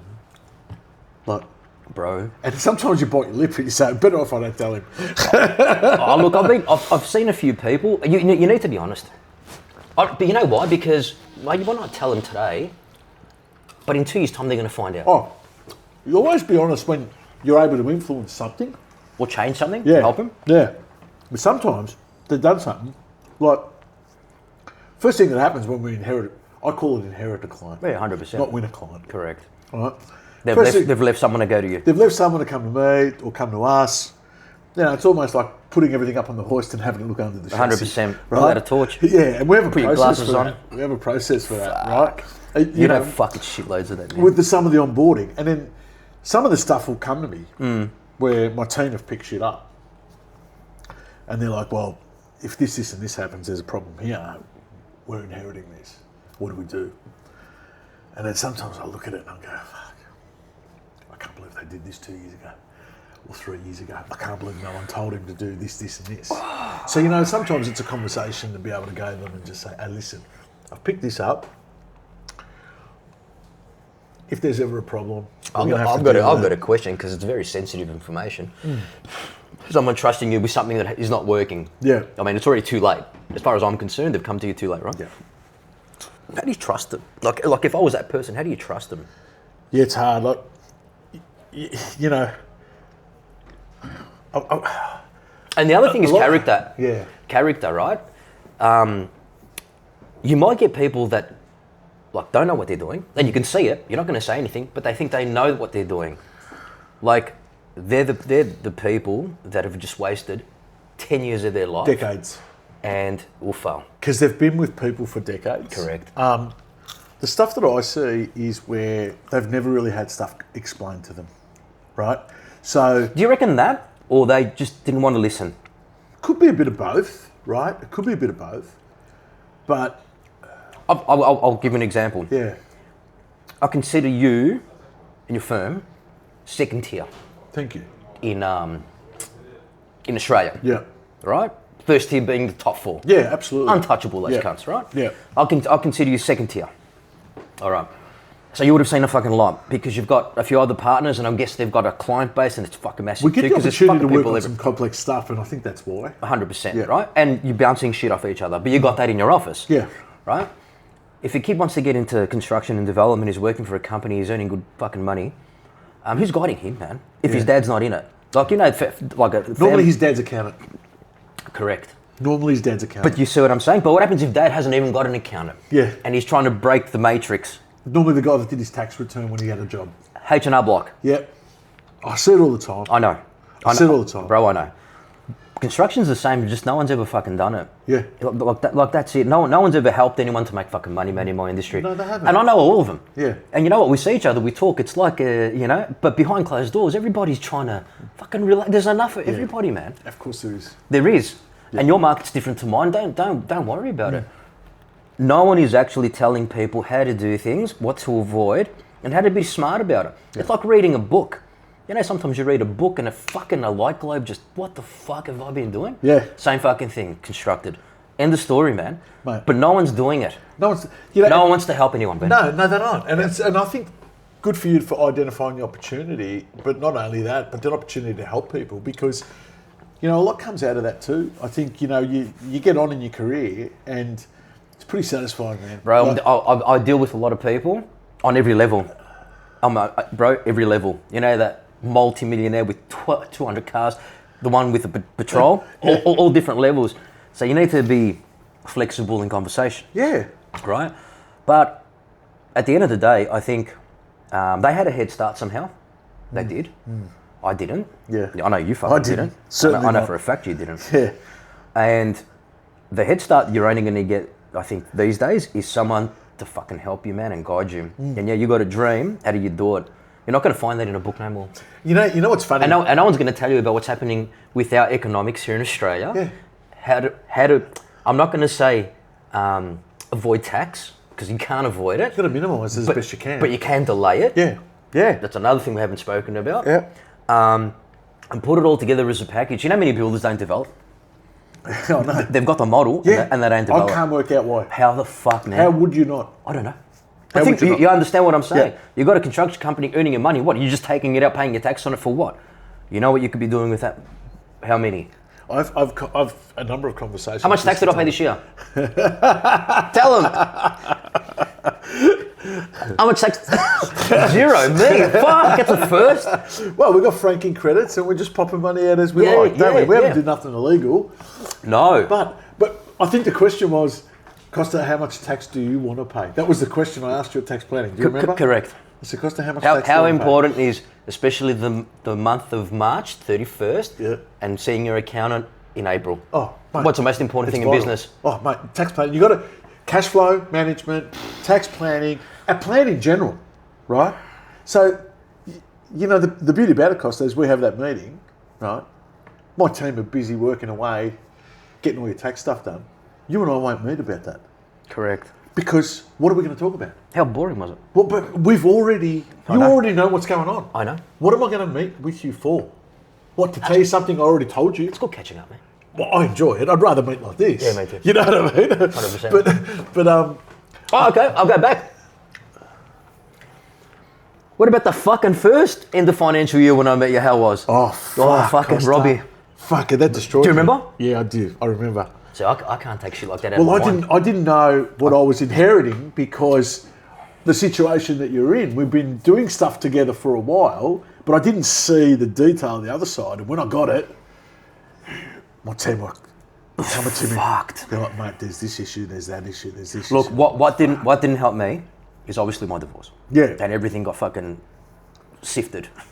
I know the feeling. You know the feeling. I know the feeling very well. But it was it was just fucking crazy. But compared to now. Well, when you look at that, and I've paid shitloads since. When we sat down and I took you through it, that level of detail, which when you got trust, you feel like you don't need to know that level of detail. Correct. You know what I mean? I do, without a doubt now, you know that, huh? At the beginning, it was like, okay, I've left someone I've known. It's like it's a full-on breakup of a relationship with an accountant, Especially when you've been working with someone for a long period of time. And you can't give an accountant one fucking thing. They're either going to get the lot so they can see the fucking picture. True? Yeah. So it's not like I'm going to give you my construction company only. Fucking what about... But you know what the sad thing that gets me thinking, Costa? If that was cast upon our set of eyes, right? Your stuff was... Our set of eyes was looking at that, right? I reckon if you had given that same information to 10 other accounting firms, it would have been different. Yeah, I reckon only 3 of them probably would have had the conversations we had. Yeah. Because you know what? It's not that everything was broken. It's like there were certain scenarios you could have got yourself into trouble because of the way the information was presented, right? Yeah. Yeah, well, yeah. Right? And so not many people would have seen that as a problem. So again, there's the seatbelt. I did. Yeah. There was fucking shit from fucking 10 years ago still in there. And like, people don't realise that, you know, the hard thing is, people have got a group of entities, right? Yep. They find a project, they want to fund it. Yep. Normally this is the reality, they'll just go to where the money is and pull it out of there. Basic, yeah. Everyone does it, right? I hate to say it. It's just what happens. I hate to say, yeah. The consequences of that are horrific, can be horrific. If we don't, number one, A, identify them, 2, mitigate them, right? Or 3, work out if the money could have come out of somewhere else, right? You do that year in, year out, over years, and that's not a small problem anymore. That's a big problem. And most people don't see it as a problem because they think, oh, that's my money. No, Costa, your money's over here. That's a company. That's a trust. They're separate legal entities. Try telling people, especially when they're desperate. How many times? When you got to take money out. We butt heads over that, over bullshit stuff. Again, that's like a worst case scenario. When people need to find money for it, yeah, they'll just take it. They'll just take it. Of course, they'll just take it. And it never comes back sometimes. Now, there's a difference between letting your advisors know that you've taken it and what you're doing, versus taking it, not telling them, and then they find out a year later. I'm different. Yeah. I've learnt. Oh. Right? But again, it's a trust level thing. Yeah. Just, mate, I know what I need to do. I'll take it. You can fucking deal with it later. Yeah. And then when they sit down with you, you're either going to have to pay it back or you're paying tax up against your fucking name. 100%. There's no other way. 100%. How many people fuck up like that, Robbie? Mate, in construction? Lots. Okay. Lots. Heaps, mate. Because Costa, you think about it, right? You're doing a fucking $30 million job, right? There's millions of dollars floating around, right? They think it's theirs. Yeah. Mate, what they don't realise, it's just passing through your account on its way to somewhere else. Oh, Robbie. It's not yours. It just reminded me of something. How many fucking people, all right, go to work in the morning, turn their computer on, check their banking, and see $20 million in there, and they go, fuck, man. Yeah, and they go spend it. But It's not actually 20 million. But it's not 20 million. Yeah, it's just passing through there. Correct. It's on its way. People don't understand the funnel. Yeah. It's a funnel. It goes there, but then it goes there, and before you take anything out, you've lost 10 million of what you thought was money. Man, when I was on a fucking accrual system, all right, early days, I'd always think the GST was fucking wrong. I go, what the fuck's the GST doing again? It was fucking 300, now it's 400. And I used to try and work it out through a bank account. Yeah. Can you do that, Robbie? Nah, you got to use technology and systems and keep your stuff. You know what's funny? Fuck. I'll tell you what's funny in business. Every month I was pushing it, bro. People think bookkeeping's a low-level task, right? But not to do it right. It isn't. No way. Mate, because you know what? That's what's producing the data. How many accountants get a bookkeeper's information, tax time, and have to redo the whole fucking thing? Yeah, heaps. Because it's fucked. Yeah. And if you're making decisions during the course of the year, you need to know where you're at, right? All the time. That's why I don't use a bookkeeper anymore. Fuck 'em. Everything gets done for you, and any time you need data or you need information, it's available to you. I call it smart business, and believe it or not, the banks know it too. Shortcuts on business strategy. Yeah. How many people? Not many. I'm finding more so recently. Me too. Right, more so. Because they haven't got the money. I think it's because they're holding on to the money. They've got to be sharper. Yeah. Right. They've got to be sharper. Like, would you invest in something that's going to save you and make you money at any time, whether things are good or bad? Yeah, I'm always in the market. I would too. I think for someone like me, over the years, I've worked out that the most powerful thing is always being in the market and being able to execute at any one stage. You have to. Right? Because what we know is what we know up until today, right? Correct. We don't know what's going to happen tomorrow. Correct. Right?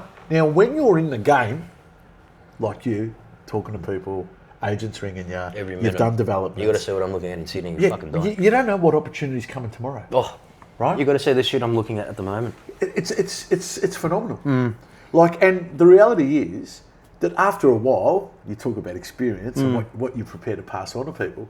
After a while, you realise that we don't need to sprint down the hill, right? No. Right? Because you're smart enough and you've lived long enough to know that there is always that next opportunity coming. Always. Right? And so I like to be in that space. It keeps me alert, it keeps me focused, right? It keeps me hungry, and it keeps me humble. 100%. Which are things that are really important to me. Now, that hasn't just come up over time, right? That's a strategy that I've developed for how I go about investing stuff. It's proper business, mate. Yeah, it's proper business.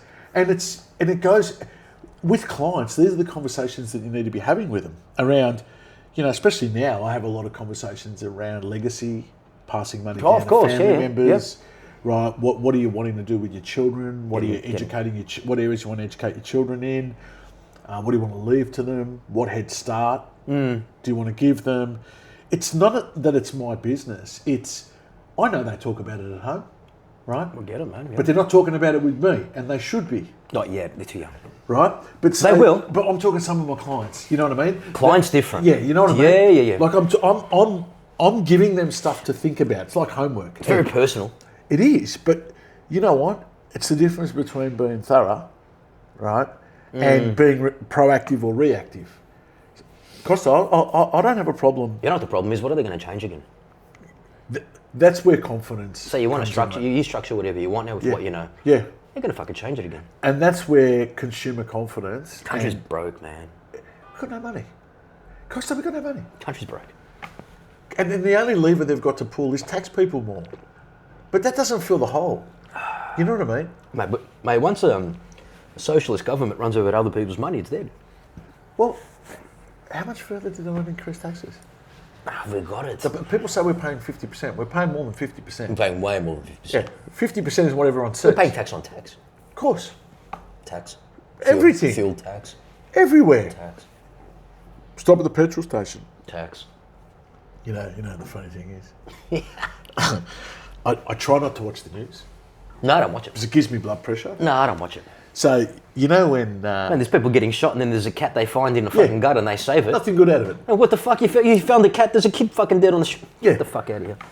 That's fucking prime time, bro, in Australia. When I hear about stuff, I read Watch the news in Greece. You're going to love this. You know when Albanese reduced the tax on the petrol to bring it down because everyone's complaining it was too high. Yeah.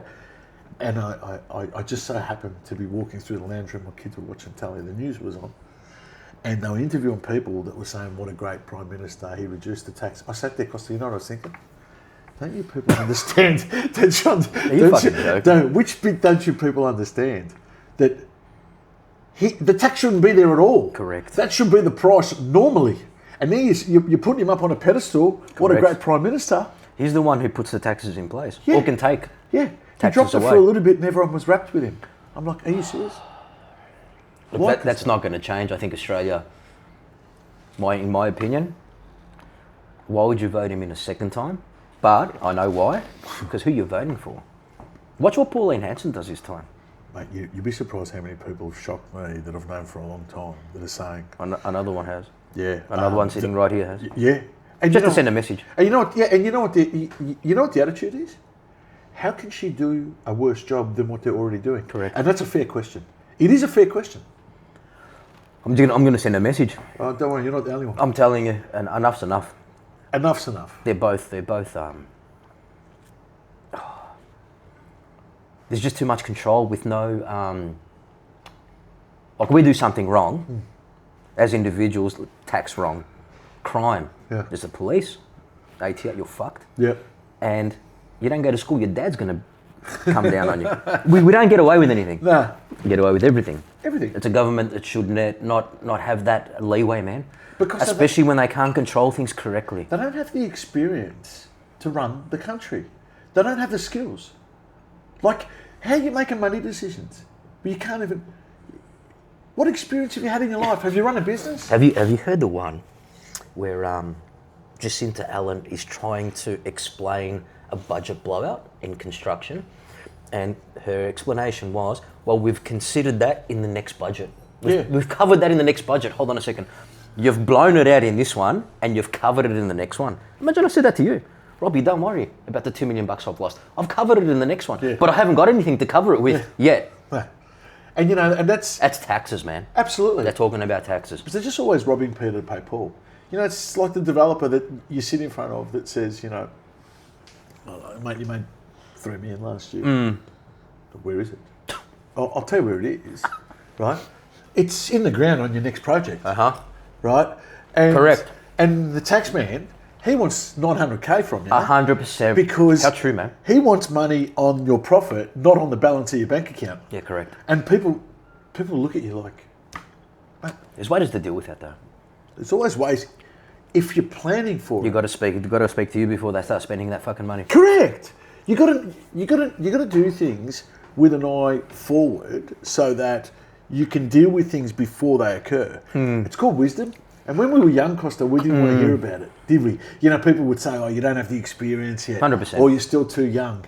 And then as you get older, when you've made enough mistakes, you sort of can look back and go, fuck, they were right. I totally fucking agree, man. You know what I mean? And now it's... 100%. I talk to my kids about stuff and they look at me like I've just come off a spaceship. No, they've got to have their own journey, their own path. They've got to go through and make their own mistakes. They've got to go through it. Yeah. That's what I've learned with my kids. I mean, my kids are pretty smart, man.